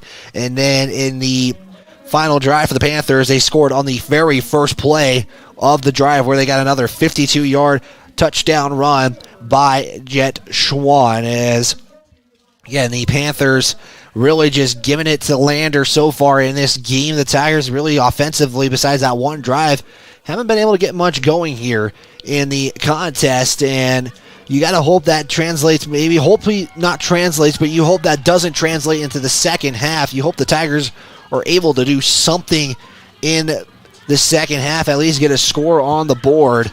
And just to tell you kind of how much the Panthers have dominated this game, 252 yards of total offense. The Tigers have been able to produce just 54 yards in this one. And to tell you how many carries for the Panthers they have, 3 carries for 55 for Jet Schwan, 4 carries, 114 yards for Cody Seifert. That's the only 2 runners in the ball game so far. Jet Schwan is 4 of 7 for 72 yards, 2 touchdowns on the day. And it would be, Trey Stenderson, who has 2 receptions, 32 yards. Again, both of them have been touchdown receptions so far. Keanu Wisniewski, who had 1 big 38-yard catch for the Panthers, and then he had a 2-yard one on a swing pass in the contest, or in the early first half here for the Powell Panthers. As the Tigers so far drive-wise, 3 and out. It took a 5-minute drive. Again, that was the 4th down on the play. The Tigers would receive an ensuing kickoff off of a Panther score that was fumbled by Jubber, and then a 3 and out for the Tigers, and then their last drive resulted in just having the clock run out on them. The Tigers did have 2 timeouts, though, in the half, as they elected to not take them. Was Lander Valley, as again you're seeing a performance by the LVHS dance team and the Tiny dance team. So Lander Valley High School dance team to be exact, and the Tiny dance team, as you see the performance there on the field. We won't have other halftime performances, unfortunately. Good job there by the LVHS High School dance team and the Tiny Dancers for their performance in the contest. It's right now 37-0. We'll step aside and go more in depth, get you guys some score updates around the state. You're tuned in to Lander Valley Tiger Football on the County 10 Sports Network. Of sports and athletics here in Fremont County, Baldwin Creek Rental Center understands how expensive specific equipment can be, especially if it is for a one-time use or event. That is why they offer tools, equipment, and party supply rentals. For many years, Baldwin Creek has provided services to clients in Lander and the surrounding areas. From lawn and garden projects to graduation parties, they have the right equipment for you. Baldwin Creek Rental Centers, 675 Baldwin Creek Road in Lander. Northside Auto Body Shop in Lander is proud to support sports and student athletes for the 22-23 season. Northside Auto Body is a staple in the Lander community and is primarily engaged in automotive body, paint, and interior repair and maintenance. If you hit a deer or have a vehicle accident, Northside will get your repairs handled and accept all forms of insurance. Javi and the crew got you covered at Northside Auto Body Shop, 323 North 2nd Street, Lander. This is Maven, award-winning optics for the adventurous. From binoculars to spotting scopes, Maven has you covered. Be prepared for scouting, wildlife watching, or any outdoor adventure. As a proud sponsor of local high school sports, we wish all the Fremont County athletes the best of luck this season. Visit mavenbuild.com for more information and to order. Maven, discover something new. Goddard Construction is a local contractor dedicated to our community. We're proud to support our student athletes in every sport, on and off the field. We believe in hard work, crafting excellence, and building legacies, one project at a time. We bring your vision to life. Visit GoddardConstruction.com to see what we can create for you. Goddard Construction, building Fremont County. County, one project at a time. The Tyler Watson State Farm Agency is a proud supporter of Riverton High School Wolverines. Back here on the County 10 Sports Network as we are taking a look at some first half stats, and that's just stats for you. 252 total yards for the Powell Panthers, just 54 for the Tigers, and all those rushing yards coming, or all those total yards are coming from the rushing side of things. Panthers 180 yards, and that was big plays. They have 104 yards off of 2 touchdown plays. They also have a 44-yard run that was early on the first drive for the Powell Panthers. 2 turnovers committed by the Tigers, as the Tigers only really leading the statistical category in time of possession and penalties. 2 penalties for 20 total yards. The Powell Panthers have 4 penalties for 30 yards, and Powell is a physical team. We kind of expected that coming into this contest, but yeah, the Tigers right now just trying to hopefully get something here in this second half hopefully get a score in this second half. Powell is 8 points away from potentially a running clock, but Lander's got to score first to avoid that running clock coming into effect before Powell gets to that 45-point mark. And let's hope that's not the case for Lander Valley. And this one is they are, again, just trying to get something going here. They're trying to get this offense going. They got to get something going here in this second half. So we'll step aside for another timeout. When we come back, we will get you some scores around the state of Wyoming and some key matchups early in the season. You're tuned in to Lander Valley football on the County 10 Sports Network. Mountain View Supply, your local experts in fire and water. We got everything you need for new installs to accessories, and don't forget our great selection of stoves, grills, and spas. We've been serving Wyoming for over 40 years, so you know you can trust us for quality products and expert service. Visit portersmvs.com or stop by our Riverton or Casper locations today. Porter's Mountain View Supply, located on 750 East Sunset Drive in Riverton. Perfect Power is a proud supporter of athletics and student athletes all across Fremont County. Perfect Power provides services for residential, commercial, and industrial jobs. Darren Hubble, owner and master electrician, has over 30 years of electrical experience. Darren's trustworthy team of professionals can get the job done right. Perfect Power, serving Fremont County and surrounding areas. Stop into 1320 West Main Street, Lander, or give him a call at 307-332-7184. At Eyes on Fremont, we know that good vision is about more than just seeing clearly. That's why we're dedicated to providing expert eye care for the whole family. From children's exams to contacts, LASIK to glaucoma treatment, we're here to help. We accept most insurance plans, and our experienced team will make sure you feel right at home. Schedule an appointment today at 111 South Broadway in Riverton, or give us a call at 307-856-9000. Visit WyomingEyes.net to learn more. How many letters? 5 letters. Just think about, what am I doing right now? Smile. Smile? Uh-huh. This is so easy.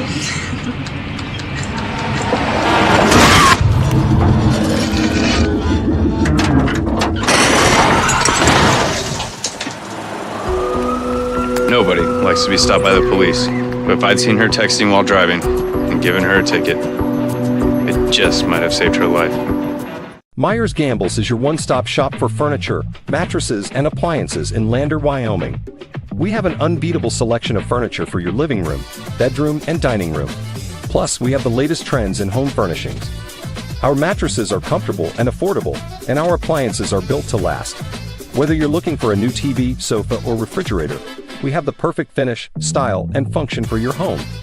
Visit us at 420 Main Street in Lander, or check out our website, landergambles.com. Today. Get ready to explore Wyoming's stunning parks at Fremont Motors during the Open Road Sales Event. We're giving away a complimentary Wyoming State Parks pass with every vehicle sold, so you can get out and explore our beautiful state behind the wheel of a brand new vehicle. Plus, all Fremont vehicles come backed by Fremont Care, so you'll be covered no matter what the Open Road has in store. Visit Fremont Chevrolet GMC in Riverton, or shop online anytime at FremontMotors.com and start your Wyoming adventure today. Back here on KOVE 1330 AM 107.7 FM, online at county10.com, as we are In halftime intermission, 37-0 in favor of the Powell Panthers right now. Again, we're hoping to see maybe Tigers get a score here. Again, your deal of the game brought to you by Mamla's Kitchen. If you can get that overlay up right quick. Sorry, there we go. Tiger Touchdown Burger Deal, 10% off per touchdown, up to 50%. The deal will last throughout the weekend for every touchdown the Tigers score in the contest. Let's take a look at some scores around the state so far that have concluded. Lingle for Laramie defeat Lusk yesterday, 55-38. Take a look at some scores right now. Evanston leads Riverton right now, second quarter, 20-10 in favor of the Red Devils. Riverton also looking for their first win of the season.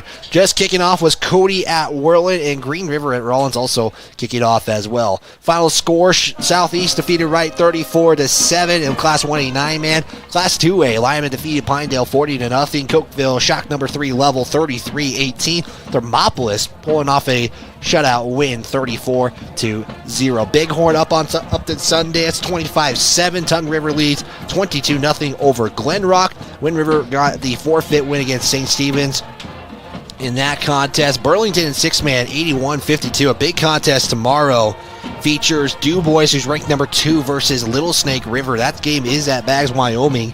So we'll see how that one goes between Du Bois and Little Snake, as that could be a potential state preview match. Mountain View did defeat Rich County, Utah today, 24-6. Buffalo leads Resurrection Christian from Loveland, Colorado, 6-0 at the half. So they got the 3-minute warm-up. We will take one more final timeout. We'll step aside. You're tuned in to Tiger Football on County 10. Hey. Did you see Allison at lunch today? I'm gonna text her. I'm gonna text Allison. Hey, hold up, Matt's calling me. Hey, we got the food and we're on our way right now. Hey, who's coming, bro?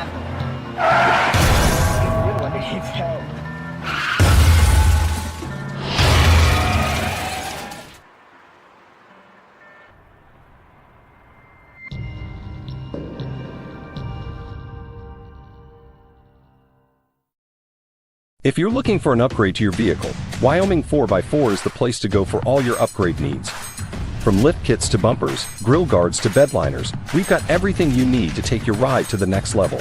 We use top brands for our bumpers like Fab 4s, Ranch Hand, and Rhoda Moore.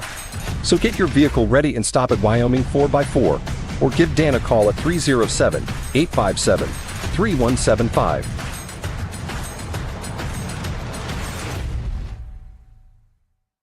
Wyoming Catholic College is a unique institution that offers an immersion into Western tradition, the beauty and challenges of the wilderness, and the treasures of the Catholic spiritual heritage. Our mission is to provide a unique educational experience that nurtures the body, mind, and spirit. We are proud of our alumni success stories and the learning opportunities we offer through our academic outreach program. Come and explore our campus in Lander, Wyoming. Make your home improvement projects a breeze with Sutherland's, your home improvement experts. Always the right products at the right price. For every project, every day. You can shop and pay online at Sutherlands.com, and we'll get it ready for easy in-store pickup. With the tools and the know-how, you can count on Sutherland's for any job. With over 30,000 items in stock, make your first stop at Sutherland's Home Improvement in Casper and Riverton. This is Lander Valley Football on the County 10 Sports Network.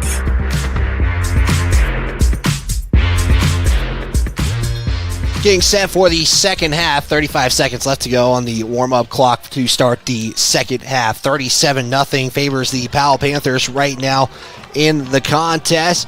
Again, Riverton down against the Evanston Red Devils, 20-10. In the contest right now. If you're tuned in anyway, we appreciate you tuning in on KOVE 1330 AM 107.7 FM, as well as on YouTube and Facebook for County 10 sports coverage. Again, we had some volleyball action yesterday. If you missed out, we have that archive stream on our YouTube channel. Make sure you subscribe as well, as we have reached 900 subscribers, so we appreciate everybody who's a subscriber as well, and always knowing when a game is coming on for Lander and Riverton. As again, next week we'll start our Fremont Game of the Week coverage with John Gabrielson. We have Shoshone versus Cheyenne East at Shoshone. John Gabriel said we'll have the call for you guys on YouTube and Facebook only as well. So Powell will receive the second half kickoff for the second half as we are waiting for the clock to get to 12 minutes. There we go. And it will be Braden Baker to kick it off here for the Tigers. Again, it's been Baker to do the kickoffs, and then you have Caleb Andrews who's doing the PATs for Lander. But the Tigers haven't really been able to get into field goal range either in this one. So whistle blows. We are getting set and underway here in the second half as the kickoff is away as Baker puts the boot on this one. It's going to be fielded by Seifer at the 3-yard line. Hands it off now to the other side as it will be Gannon Nilsson who gets the end around handoff, and he's got room down the sideline. Parker Burton will push him out of the way at about the 40-yard line of Lander Valley. We don't have the replay of the exchange, but you got the carry down the sideline, and it puts the Tigers deep in their territory. Panthers have great field position, first and 10. As I believe, no, they're going to put this out about the 45-yard line. He slid to the 40, so it'll be 45 yards for the Panthers to go here. Clock could potentially start running if Panthers get to that 45-point mark before Tigers score. I formation, handoff to Seifer. Seifer gets through the hole, and he'll have a first down at about a 14-yard carry. Just like that, Panthers 2 big plays to lead off the half as Cody Seifer, 5 carries, 128 yards on the night.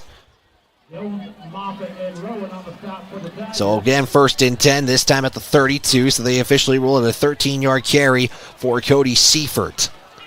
Again, Tigers have dominated the time of possession, but when Powell Panthers got short field to work with and been able to create plays with turnovers, as Seifer gets the pitch, turns it around the corner, and gets another first down. Got an 11, and yes, 11 yards and a first down for the Panthers.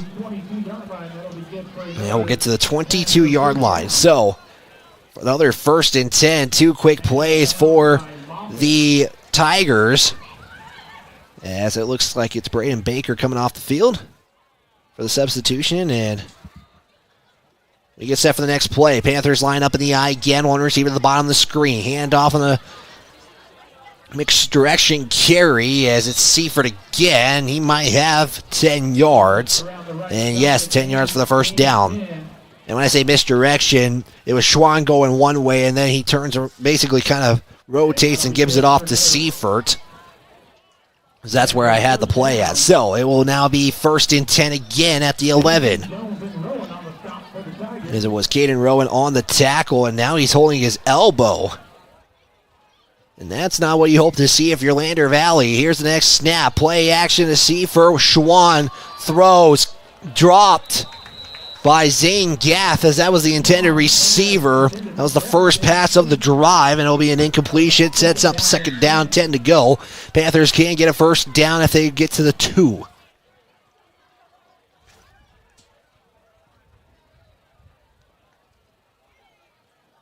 So we'll see if they elect to go again with that play action play. Again, they ran 3 straight plays on the ground, so explanation, that makes sense to go play action. Heavy eye. Hand off to Seifer, gets met at the line. Tristan Osborne can't make the tackle, and Seifer from 13 or 12 yards out, will put the score. Touchdown Panthers. And it gives them a 43-0 lead. That's the 3rd rushing touchdown for Cody Seifer. 8 carries, 160 yards. As Seifer has scored all of his touchdowns from 10+ out. As the PAT will come for Landon Hernandez. Or no, this is Jet Schwann for the PAT now. Snap, Wisniewski puts it down. Kick is up and kick is good.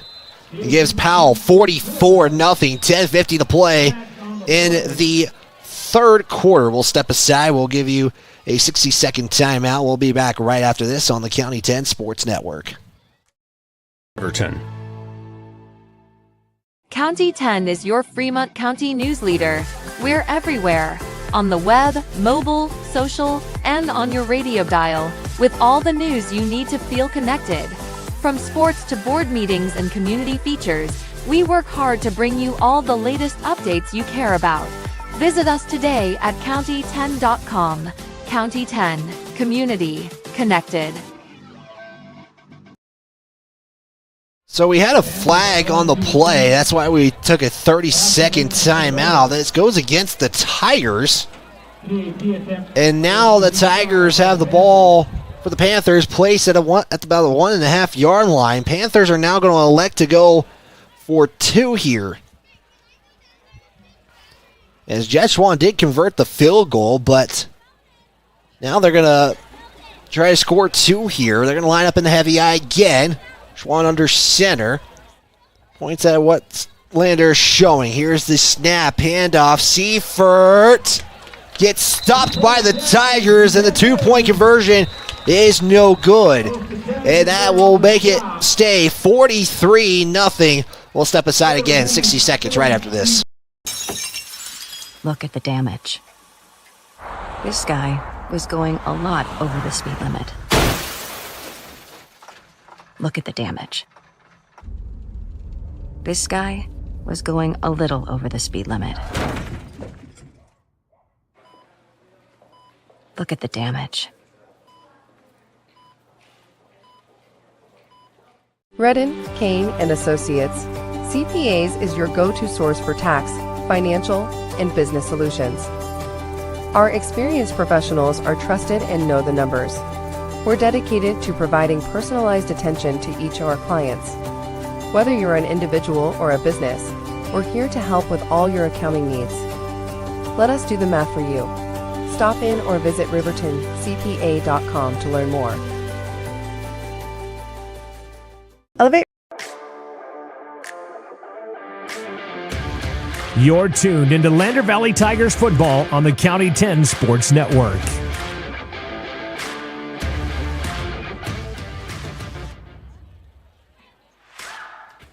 Tigers stop the 2-point conversion, gives the Powell Panthers a 43-0 lead. They did convert the field goal, but elected to move the ball up 1.5 yards and go for the 2. They couldn't convert.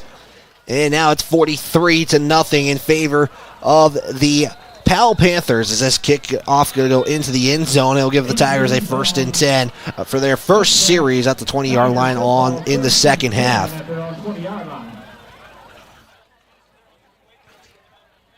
So can the Tigers get a drive here? They had a good drive going and then got stopped in that 4th down. I bring it up quite often because that's been the best drive that Tigers have had, but just couldn't get the yard they needed in a couple of plays. So 1st and 10 at the 20, 3rd quarter, 10:49 to go on your Fremont Chevrolet scoreboard. Moffitt going to go under center, line up in the flexible formation. Velarde will go in motion, hand off to Baker.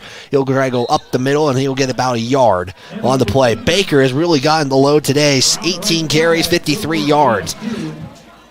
State Farm Justice Jacobs is a proud Tiger Athletic supporter at State Farm. They are here to protect your future. Call today at 332-2530 or stop by Main Street at the office. Also, big thanks to Fremont Chevrolet GMC in Riverton, our scoreboard sponsor tonight that supports local athletes. You work hard and the dedication doesn't go unnoticed, and Fremont Chevrolet GMC is here for you every step of the way. Located on 1401 North Federal in Riverton. Moffitt under center again. Burton goes in motion. Handoff is to Baker. Tries to follow a couple of linemen, and then a swarm of Panthers get in there, and it'll be about a loss of a yard. Baker out the left side for a loss of 1. And they will say a loss of 1. They gave Baker a 2-yard carry of the play before. Also want to give a big thanks to White. I'll remind you that seatbelts save lives. Buckle up so you can stay in the game every time, every ride. As our halftime sponsor as well. We forgot to give them a shout out. Brought to you by Wydot. Big thanks to them for everything they do. 3rd down and 9 at the 21. Moffitt will drop back. Here's the throw. It's intercepted by Trey Stenerson, and he will take it to the house. Touchdown, Panthers. As the Panthers have picked it off and score on the touchdown, but Panthers have an injured player in Wisniewski, who is down at about the 32-yard line. As the whistle will blow, here's that play just a moment ago. as Moffitt was looking for Jubber, and then Trey Stenderson just kind of comes in on the play and had nobody near him for the score, and so it now makes it 49-0, 9:27 to go, as Powell is being attended, Wisniewski, is being attended to by the trainer right now. He got a couple of teammates making sure he is all right, as Adam Simon continues to work with him, as Wisniewski will get up, and you hope maybe that's just a cramp for Panthers. So touchdown on the board, 49-0 in favor of the Panthers.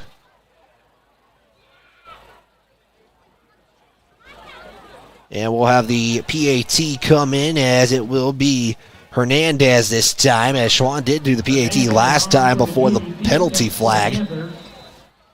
So the extra point is coming. Schwann will put it down, as that is something that the Pals will now have to change, as Wisniewski was the holder. This time Schwann will come in and will put the score 50-0 with 9:27 to go. We'll step aside. We'll be back right after this. Jacob State Farm Insurance Agency, where friends go. Justice and his team are dedicated to helping you protect what's important. We offer a variety of insurance products and services to help you protect what's important to you. With customizable coverage plans, safe driving rewards, and discounts, Justice Jacobs can help you create a solution that's right for you. Go Tigers! Visit us at 990 Main Street in Lander or online at insuredwy.com. This broadcast is brought to you by Perfect Power, Porter's Mountain View Supply, Wyoming 4x4, Reddit and Kane Associates, Wyoming Catholic College, Myers Gambles, Bailey's Enterprise, Sutherland's, Baldwin Creek Rentals, State Farm Agent Justice Jacobs, Mama's Kitchen, Northside Auto Body Shop, Buckle Up for Life Wyoming, Elevate Rehab, Edward Jones Financial Advisor John P. Shade, Fremont Chevy, Central Bank and Trust, and Eyes on Fremont. It's 50-0 in favor of the Panthers after an interception to Trey Stenderson, and now we are officially in the running clock, as again it's 45 points and it has to be 45 in the second half. And so they have started the clock before the whistle. Schwann will put it up on a high arcing kick. It will be fielded by Jubber, fielded at the 10-yard line, going to try to come to the near side. Has a couple of Panthers, and getting him on the tackle for the Panthers was Jordan Lorea, and it will set up the Tigers 1st and 10 at about the 24-yard line. So about 4 yards more than what you would have gotten if you just elected to take the touchback.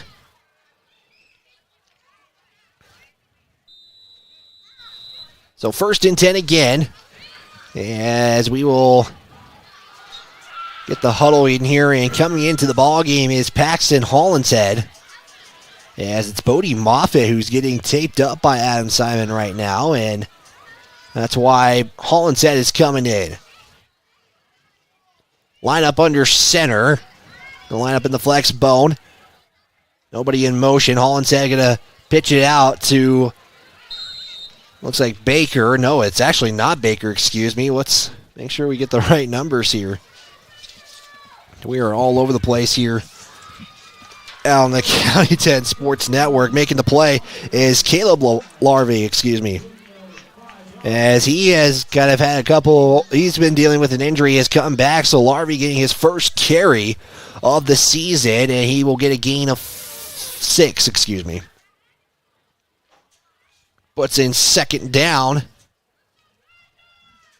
and 2nd down, 4 to go. Hollinshead, play action, drops back, scrambles, is going to keep it himself. We'll get a 1st down and more, as Hollinshead will get a 9-yard carry, and that gives him a 1st down. Something the Tigers haven't seen in a while, a 1st down. As Hollinshead will stay in the huddle, Moffitt stands by Burton, and could see Moffitt come back. We'll find out. 1st and 10, 7 minutes to go in the 3rd. Once again, line up in that flex bone set. And motion is Hunter Velarde, as Hollinshead is going to keep it himself again and get another nice carry for about 7 yards, making it actually 8 yards officially. And we got an official pointing at something. I'm not sure exactly what. And, they're pointing at one of the Powell Panthers for having his knee pads rolled up. He put him back down now. That was Alex Jordan, who had his knee pads rolled up, it looks like, and that's what the call was. So, 2nd down, 3 to go after a 7-yard carry. Hollinshead pitch out now to Larvey. As Larvey, having a nice carry right there. And will get himself a 1st down for the Tigers after a gain of about 10. So 2 carries, 16 yards for Caleb Larvey. As Hollinshead still in the game, and I think they're going to let him go ahead and just take this drive. 1st and 10, Tigers moving in Powell territory, and flag is on the field, and are they pointing at one of the coaches? And now we got Jim Burton who comes out, and it gets an explanation from the white hat official. Because he pointed right at one of the Tiger coaches. I believe he pointed at Coach Moffitt.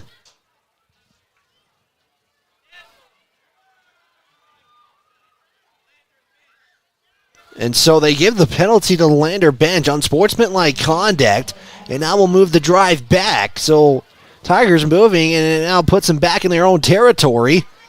15 yards against the Tigers, and you got to hope that maybe doesn't stop what's been a good drive so far.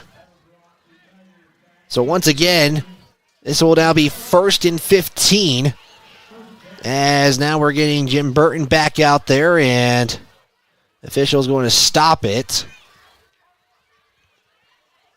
And the white hat official will now come and talk with the official, or with the one of the officials on the field who's spotting the ball. And a couple of times now that Jim Burton's kind of gone out there and get either an explanation or talk with the white hat official.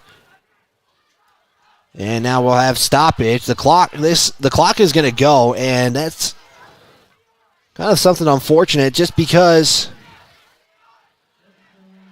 this is stop and play, and you hope to get a touchdown here by the Tigers. So I know the rule is a rule, but at least if you're going to have a lengthy discussion, and I don't like to kind of voice my opinion here, but this is just taking away some playing time for some of these athletes. And now what's going on is Jim Burton once again will have a discussion with the white hat official, and once again nothing transpires. So that just took almost a minute and a half off the clock. The clock is still going because of the rule. And we're at 3:18, 1st and 25, I apologize. Hollinshead will pitch it out to Rowan, as Rowan's going to get right back to the line of scrimmage. And it's going to be no gain for Caden Rowan. 2nd down, 25 to go. And so now it's Bodie Moffitt who will come back out. Give the play to Hollinshead as Bryce Mason will come out. And Moffitt going to line up. It's one of the receivers. Hollinshead still at quarterback in the lineup under center. 2nd down, 25 to go at the 44. Hollinshead drops back, looks to throw, and that's almost intercepted by Powell, and that was intended for Jumper. He didn't even see it coming. And flag on the play, and I believe this is going to go against the Powell Panthers for a late hit on Paxton Hollinshead, and it will be. It will be roughing the quarterback, and that's an automatic 1st down. The official says so. We'll put the ball right where the original line of scrimmage was from the previous set of downs. And it will be placed at the Panther 41. And it should be 1st down and 10 is what the official says. The Spotter puts it down and points to the sideline for a first down, and it says second down, but it should be first down here, as the down marker says, but they'll go ahead and the white hat official stops the play here, and now they fix it. So clock goes back in action. 1:30. Hollinshead going to line up in the shotgun. Two receivers on the formation, one on each side. Hollinshead rolls out far side, looks, throws, looks for Hunter Velarde. He's able to get the reception for about 11 yards, and both Powell and Lander were both fighting for the ball. Velarde going to get the favor. He's going to get favored with this one since he's the offensive player. Normally that's kind of how it goes. And that will be the first completion by the Tigers today, passing-wise, and that will be a gain of 11 as they're lined up at the 29-yard line. 1st and 10 at the 29, as that pass was credited to Hunter Velarde. And the Tigers line up in the gun. One back set, Hollinshead rolls out to his right, getting pressure by a couple of Panthers. Here's a throw, caught by Parker Burton, as he's going to be tackled about the 10-yard line. He's going to have a gain of 19 on the play. As let's take a look at your Gambles replay. Something to cheer about for the Tigers. The crowd isn't as loud as they've been, but nice play by Paxton Hollinshead to keep the play alive. Throws it to Parker Burton and gets the first down. That's a pass completion of 19 yards. And that sets up 1st and 10 at the 11. As the clock will stop, quarter ends. It's 50-0 still, but the Tigers having a good drive going. We'll step aside. Final 12 minutes coming up right here on the County 10 Sports Network. Well isn't just about things. It's about the things that matter. Your family, your friends, and your health. For decades, Sage West Healthcare has been committed to improving the health and care of our communities. Today, we're investing more in our communities, in our people, in advanced medical technologies, and in specialized facilities, so access to better care is close to you and the things that matter most. Sage West Healthcare. Be well, live well. That's why we're here.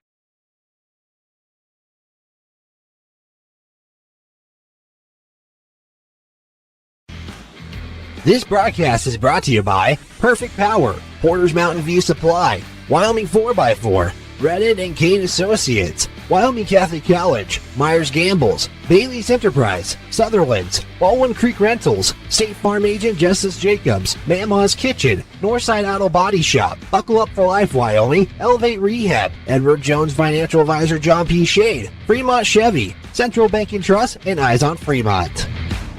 Going into the fourth quarter, it was a 19-yard completion from Paxton Hollinshead to Parker Burton. That gives the Tigers the closest they've been to the end zone all day. They're at the 11-yard line. 1st and 10, fourth quarter about to start.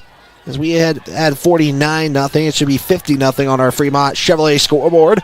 Final quarter here is Paxton Hollinshead still going to line up at quarterback. 1st and 10 at the 11. Velarde will go in motion. Hollinshead scans, looks, evades a defender, points, throws, and are they going to say incomplete or interception? It is an interception. And that gets the best drive by Landers. Drive will stop with an interception. And the defense will come back out for the Tigers. As that's a tough one. It was intercepted in the end zone, so it's essentially a touchback. And ball will be placed at the 20-yard line. So a couple of nice passing plays, and then everything gets put to a halt thanks to the Powell defense. As we are seeing the clock continue to go again, this is a running clock from here on out. Final quarter as we are now at 11 minutes. Getting some substitutes on the field, and we have a timeout taken by Powell. That's just the second timeout taken of the game. And with that, we'll take a 60-second timeout. Back right after this. founding principle on you is evident from your first visit to the last. Our practice model ensures treatment as you deserve, a private one-on-one session with a licensed therapist the entire visit, every visit. All therapists hold advanced credentialing, including 2 certified hand therapists, an orthopedic clinical specialist, an MDT therapist, as well as pelvic floor and pregnancy rehab offerings. With over 100 years of combined experience between our 7 clinicians, Elevate is your ticket to health. Find us in Lander, DuBois, and visit our website or Facebook page. Choose Elevate Rehab to elevate your outcomes. If you're looking for the best home cooking in Lander, look no further than Ma'am Ma's Kitchen. Our mouth-watering menu will have you coming back for more. From our famous Ma'am Ma's breakfast to our burgers, we got something for everyone. Our friendly staff and welcoming atmosphere make us the perfect spot for a family meal or a night out with friends. Don't take our word for it. Check out our rave reviews. Call us today or visit our Facebook page to learn more.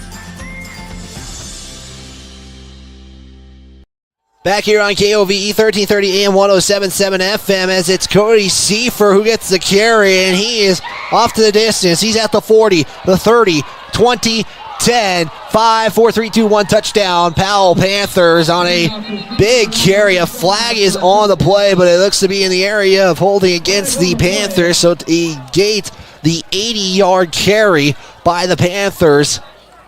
His clock is stopped, or no, it continues to go. And so, take away the touchdown. And that 80-yard touchdown run is now negated, and it puts the Panthers first and 20 at the 10-yard line. Where are they going to put it at the spot of the foul? And they will. So actually, it's essentially a 4-yard carry by Cody Seifert. This is the first drive for the Panthers here in the fourth quarter. As the Panthers will line up in the gun, send 2 receivers to the far side, 2-back set for Schwann, 1 running back on either side. Schwann will take the snap, give it off to Seifert again, this is Trevor Abraham, as he is going to maybe get a gain of 2. As that's what they will officially say. So that was Trevor Abraham, on the carry, gets a gain of 2, and it sets up second down, second down, about 5 to go. So Cody Seifert, 9 carries, 164 yards. Jet Schwann, 3 of 55. And also in the passing game, Jet Schwann, 4 of 8 for 2 scores. As both of those touchdown connections going to Trey Stenderson, who has 2 of 32. Keona Wiedeski, 2 catches for 40 yards. They'll send same formation, 2 receivers to the far side, 1 back on either side of Schwann. Snap, fake the pass, or fake the handoff, Schwann going to take it himself. Flag is on the play, and that's going to be 2 flags. Make it 3 flags, so got some laundry on the field, and we'll see where this goes. It will be a first down after a gain of 11 if the play stands, but we have 3 flags on the field, so my guess, 1 flag on the near side. It appears to be potentially in the area of holding. And you got 2 flags on the far side, which could be anything at this point.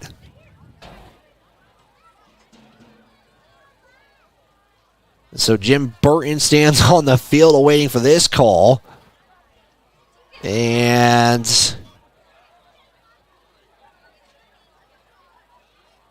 Jim Burton pointing at something. He's talking once again with the white hat official, and now they're going to try to figure out how to settle this one. So, giving thanks to some of our sponsors. Edward Jones Financial Advisor John P. Shade is your local guide to financial victory. Call John Shade at 335-7722. A free consultation or stop in at 704 Main Street in Lander. Work hard and win big. John Shade is a proud supporter of Fremont County athletes. As that penalty goes against the Panthers. So that takes away the 11-yard carry by Jet Schwann. Goddard Construction, a proud supporter of Fremont County Athletics. Goddard Construction offers friendly construction service, are always on time and aligned with your budget. 851-4517. So the 2 receivers now come to the bottom of the screen. Clock is at 7:10. And we got a beautiful sunset towards Bill Bush Stadium. And we got a false start on the Panthers, so another 5-yard penalty as the Panthers just keep backing up here.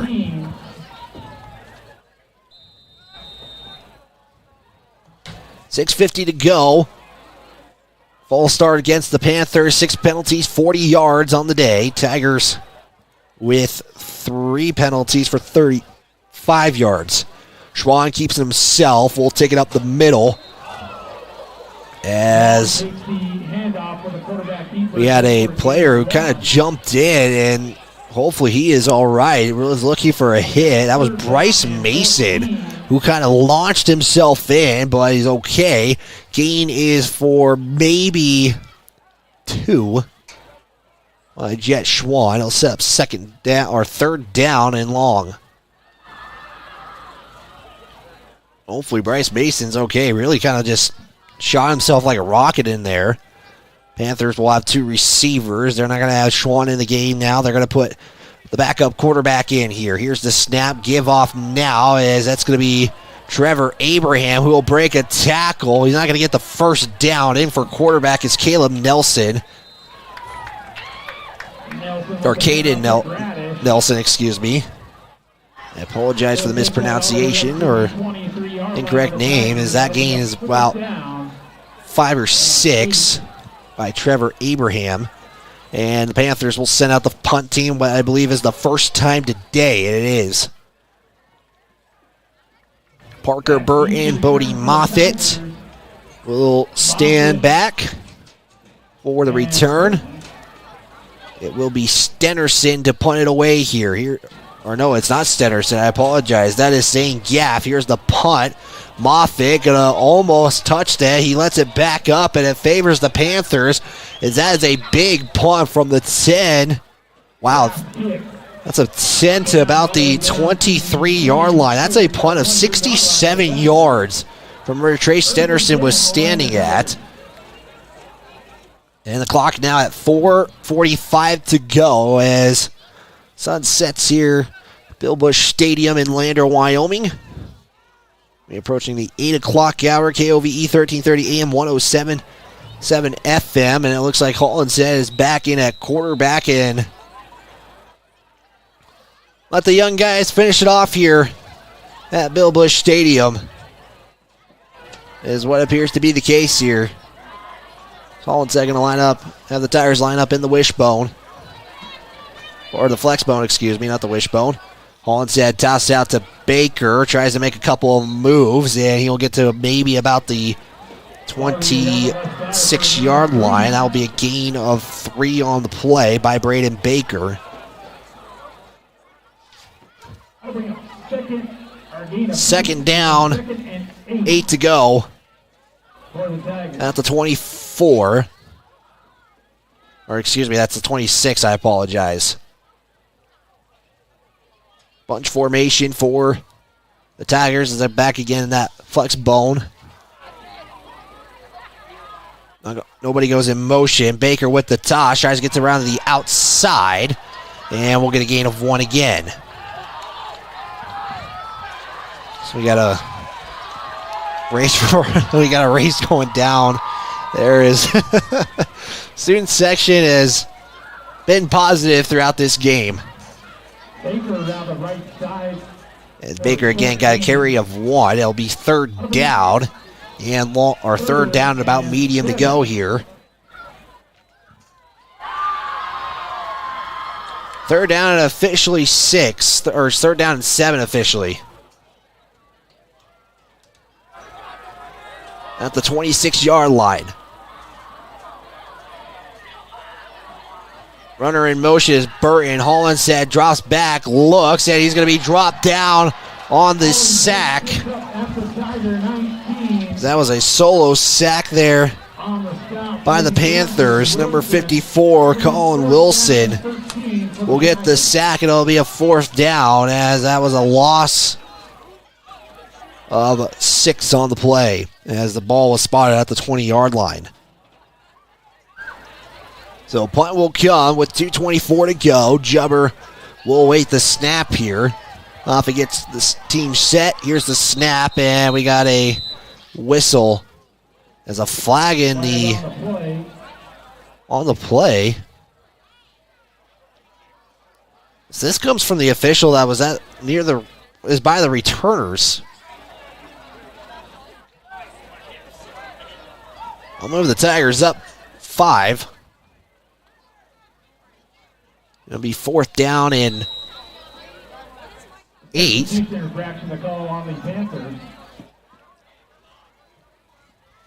And we'll just redo the 4th down here as the clock is out at 1:41. Here's a snap. Punt is away by Jubber. Spiral in the air as it will be fielded by Nelson. Nelson going to try to get around the corner. Does evade a Tiger. He's got some room to the near side and got multiple players down. Flag comes in as it's Moffitt who gets up slowly. A Panther coming up slowly was Nelson on the hit. A few Tigers were down. Flag on the play. And the clock stops at 1:17 to go. And so, it's a penalty. With the way the official is showing signs and things, it should be on the Tigers, but he was pointing at the Panthers. It will be Panther football either way here with 1:17 to go. We'll wait the call here. And they're going to say illegal block below the waist. So that's what the penalty is. This goes against the Panthers. And that will be a penalty of 15 yards. So a decent return puts the Powell Panthers back. And we'll resume things as Panthers are bringing back out Jet Schwan. Clock continues, 1:10 to go. As now we're getting some substitutions and Panthers are running out to the field. 2 timeouts left for the Panthers if they want to try to get one more here. Make sure you stick around for the Bailey Tire and Auto post-game show. We'll recap things as victory formation is what it is for the Panthers. They're going to wait for this clock to tick down. One kneel down and I'll do it. There's a whistle early in the play, and then it will say the kneel, so that will do it here in Lander Valley. Your final with one more kneel down. 50-0 the final. Tigers fall. Post-game show coming up as we'll give you some final stats, a player of the game. We'll give you hopefully a head coach interview with Jim Burton. And what's coming up for Lander Valley as well as some updates around the state. With that, we'll step aside. Post-game show coming up here on the County 10 Sports Network. Financial investments are very important, but so are the investments of time, patience, and encouragement of our young athletes from their coaches, teachers, and mentors. That's why Edward Jones is a proud sponsor of the Lander Tigers on KOVE. Call John Shade or stop by my office at 824 West Main Street for all your investment needs. Edward Jones, making sense of investing. Member SIPC. RE/MAX All-Star Realtors are proud to sponsor sports across Fremont County for the 22-23 season. RE/MAX All-Star Realtors was founded in 1991 with the goal of doing real estate in a way that would make our clients' lives as easy and uninterrupted as possible. They've completed many transactions involving residential, commercial, vacant lots, farm and ranch, and investment properties, and can help you with any goal you might have regarding any of these today. RE/MAX All-Star Realtors, 938 West Main Street, Riverton. See them online at remaxriverton.com. Central Bank and Trust is a local bank that is focused on technology and convenience. We have a simpler online mortgage application process. You can use your computer or mobile device to upload required documents and sign them online. We have a variety of personal and business banking services. Stop in or visit centralbanktrust.com. We live here. We work here.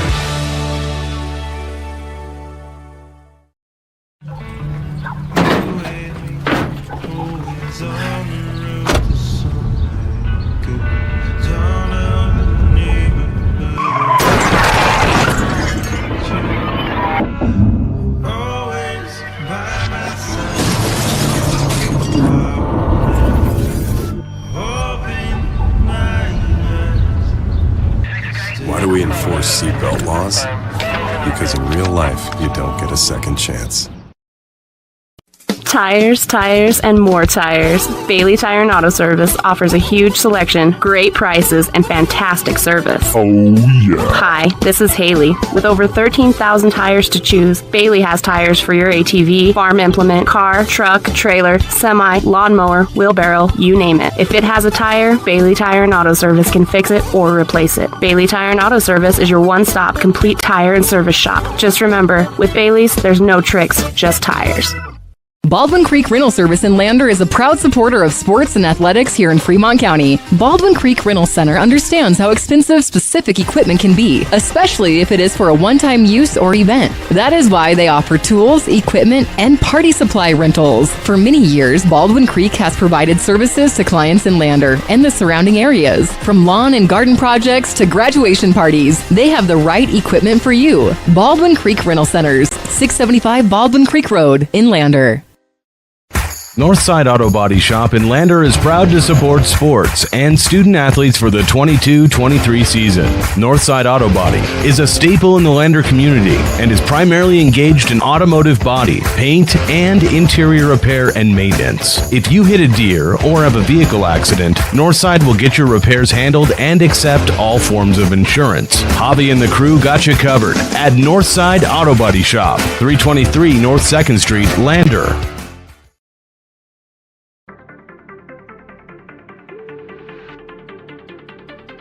This is the Bailey Tire and Auto postgame show on the County 10 Sports Network. Your final here does not favor the Tigers, unfortunately. It's a final of 50-0 against the Powell Panthers as the Tigers fall to 0-3 on the season.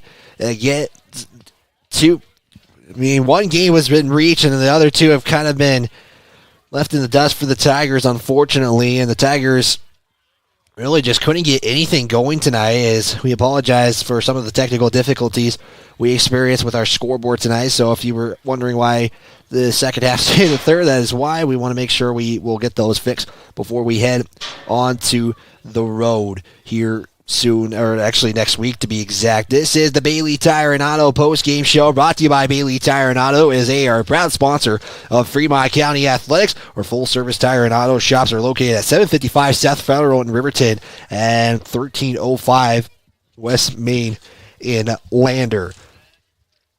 Taking a look at how some things just kind of went for the Tigers.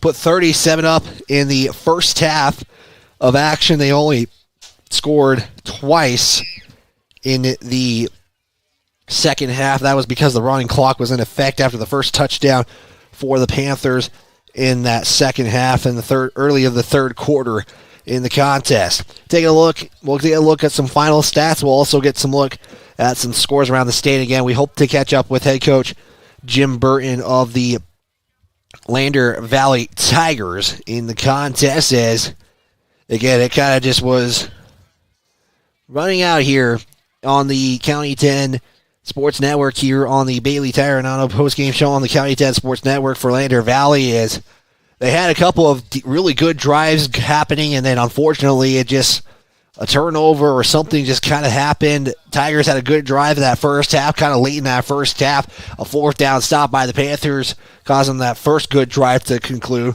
And then the Tigers had a couple of good passing plays by Pascal Hollinshead, and then he would throw it into the end zone. That would be, unfortunately, picked off, as we were seeing the team kind of diverse from their team huddle here, which means we'll have Jim Burton come up for a post-game interview. Hopefully we get to talk with him and kind of reflect on this game and what is to come, because next week he'll be going back to his former team in the Evanston Red Devils, and just giving you guys a quick look how things are going. 27-20 entering the fourth quarter. Riverton down against the Red Devils in a good contest. It was tied at one point, and then back to the Wolverines, and then the Red Devils getting the score. So with that, we'll step aside. We'll get another timeout, and we might have our post-game interview here in a second, and then we'll give you some final numbers.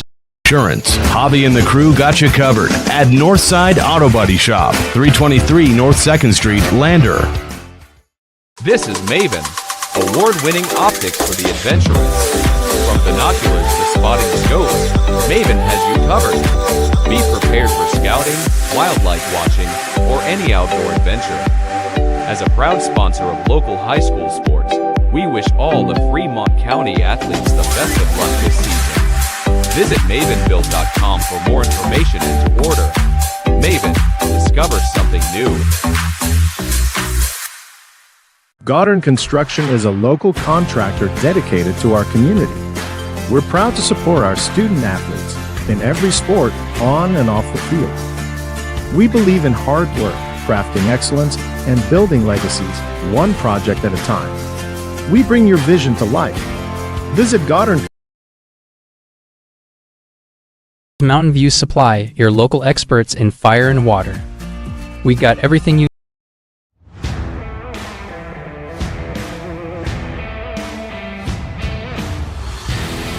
We continue our Bailey Tire and Auto postgame show on the County 10 Sports Network. Continue our Bailey Tire and Auto postgame show. Final is a result of a score of 50-0. Jim Burton is making his way up, and we will chat with him here in just a moment. We had to direct the Powell coach to the other side where legend Scott Mangle is at over there as Jim Burton making his way here inside the press box. You're tuned into the County 10 Sports Network as well as the Bailey Tire and Auto post-game show as Jim Burton putting on that headset. And, Coach, it's tough, especially a game like this where the final... Oh, can you hear me, Coach? There we go. How about now? There we go. Coach, it's tough when a game results in like this, but just initial thoughts. Just, we got out hustled, we got out physical. Kids fought back, which was good to see. Second half, I'm going to make you walk down the field to me. Well, if I could take everything down the field. I'm going to make you carry everything down the field. We're going to interview on the field. You need a sideline reporter, for heaven's sake. Yeah, we'll try to get one. Maybe that or I need to get myself in shape. So that's probably first priority. Big thing, just again, the kids didn't give up. They kept fighting. Come out second half, we get a little momentum, both sides of the ball. We may actually make a punt, a couple times, so that was good. Just getting a little outmanned, and we're playing both ways, but we just got to rise above that stuff. It's not gonna change, magically. 25, seniors aren't gonna pop in here tomorrow, and so we're gonna have to make the do with what we have and get these guys more prepared and in better shape. Again, I think we're still in better shape than we have been, but again, that's still a nagging thing. And then just focus, right? When you're playing both sides of the ball, that's the other thing, right? First thing that goes there is mental. Is that I'm a little bit tired, mental lapse on their counter and their power, and boom, see ya. And it's almost like defending us in that everybody has their job, right?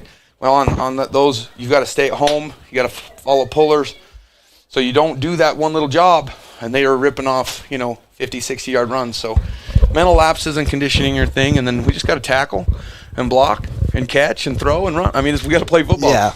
I mean, even the couple of games that kind of had similar results like this, I like the way you guys are fighting. You guys aren't giving up, and you let Paxton Hollinshead come in and on a drive, and he pushed the drive, and unfortunately, it's just like when good things are happening, and then something else just comes in. And you got to remember the amount of sophomores we're starting right now.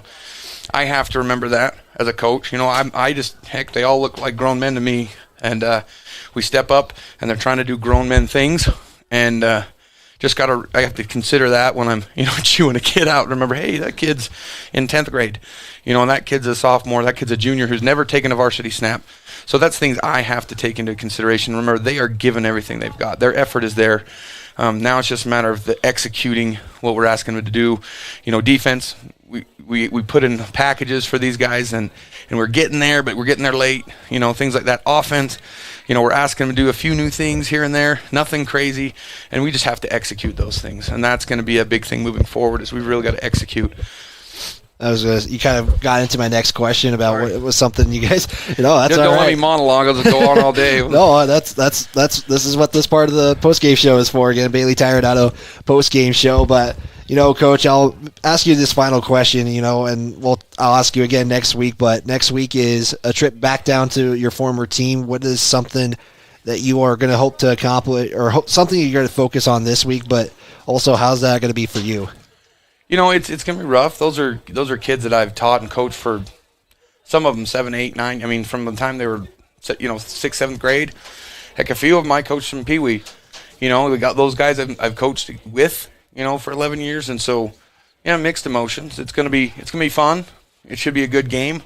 Similar things going on as far as numbers, similar things as far as, starters back, similar things going on. It should be a good, tough game. We just got to go down there, and again, we got to tackle, we got to block, we got to hang on to the ball. Obviously turnovers were better than they were, but again, we have a few key ones early, and it kind of sets a tone and gets us in trouble. So we got to clean that up even more. So a few more, ball drills running through the gauntlet. The kids now have a ball at practice. If they're running back, quarterback, receiver, they have a ball. Coaches pop it out. Everybody's got up down. So we can't quite send them to class with the football like the program, right? But we're gonna take care of this fumble thing. So perfect, Coach. Thank you for your time, and we'll talk to you next week. Yep, go Tigers. Head Coach Jim Burton, as we'll step aside, give you guys some final numbers, and we'll give you your State Farm Justice Jacobs Player of the Game. This is Tiger Football on County 10. Mountain View Supply, your local experts in fire and water. We got everything you need for new installs to accessories, and don't forget our great selection of stoves, grills, and spas. We've been serving Wyoming for over 40 years, so you can trust us for quality products and expert service. Visit portersmbs.com or stop by our Riverton or Casper locations today. Porter's Mountain View Supply, located on 750 East Sunset Drive in Riverton. Perfect Power is a proud supporter of athletics and student athletes all across Fremont County. Perfect Power provides services for residential, commercial, and industrial jobs. Darren Hubble, owner and master electrician, has over 30 years of electrical experience. Darren's trustworthy team of professionals can get the job done right. Perfect Power, serving Fremont County and surrounding areas. Stop into 1320 West Main Street, Lander, or give them a call at 307-332-7184. Back here on the County 10 Sports Network, we are going over some final numbers. We'll also give you guys what's coming up next week. So just a little bit longer here on the Porters, or on the Bailey Tire and Auto post-game show. Let's take a look at some final numbers, starting with the Powell Panthers. They went 311 yards of total offense, 72 through the air, 239 on the ground. They threw one pass attempt in the entire second half of play. Cody Seifert finishes the game rushing 9 carries for 164 yards, 3 touchdowns. Jet Schwan gets 4 of 57 for a touchdown in the contest. He would go 4 of 8 passing for 72 yards. Trace Henderson finishing the night with 2 receptions, 32 yards. Keona Wisniewski, 2 receptions for 40 yards of total offense. The Panthers would finish the night with 7 penalties for 55 yards.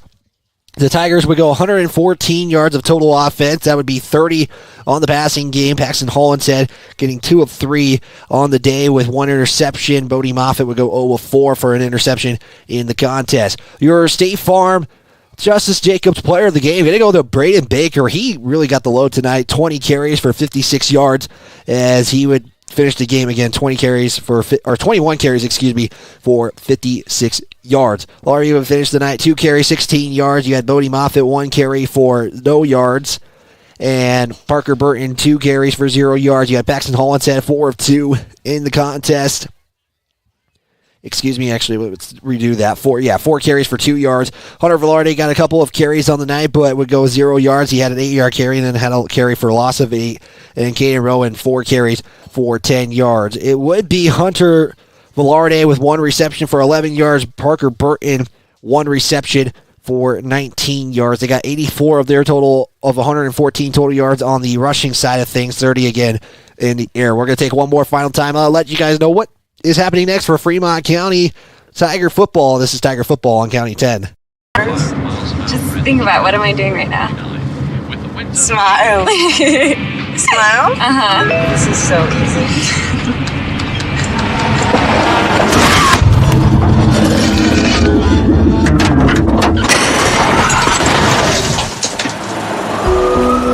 Nobody likes to be stopped by the police, but if I'd seen her texting while driving and given her a ticket, it just might have saved her life.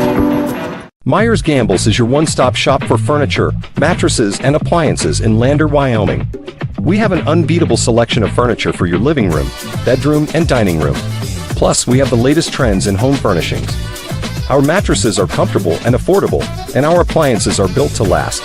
Whether you're looking for a new TV, sofa, or refrigerator, we have the perfect finish, style, and function for your home. Visit us at 420 Main Street in Lander, or check out our website, landergambles.com. Today. Get ready to explore Wyoming's.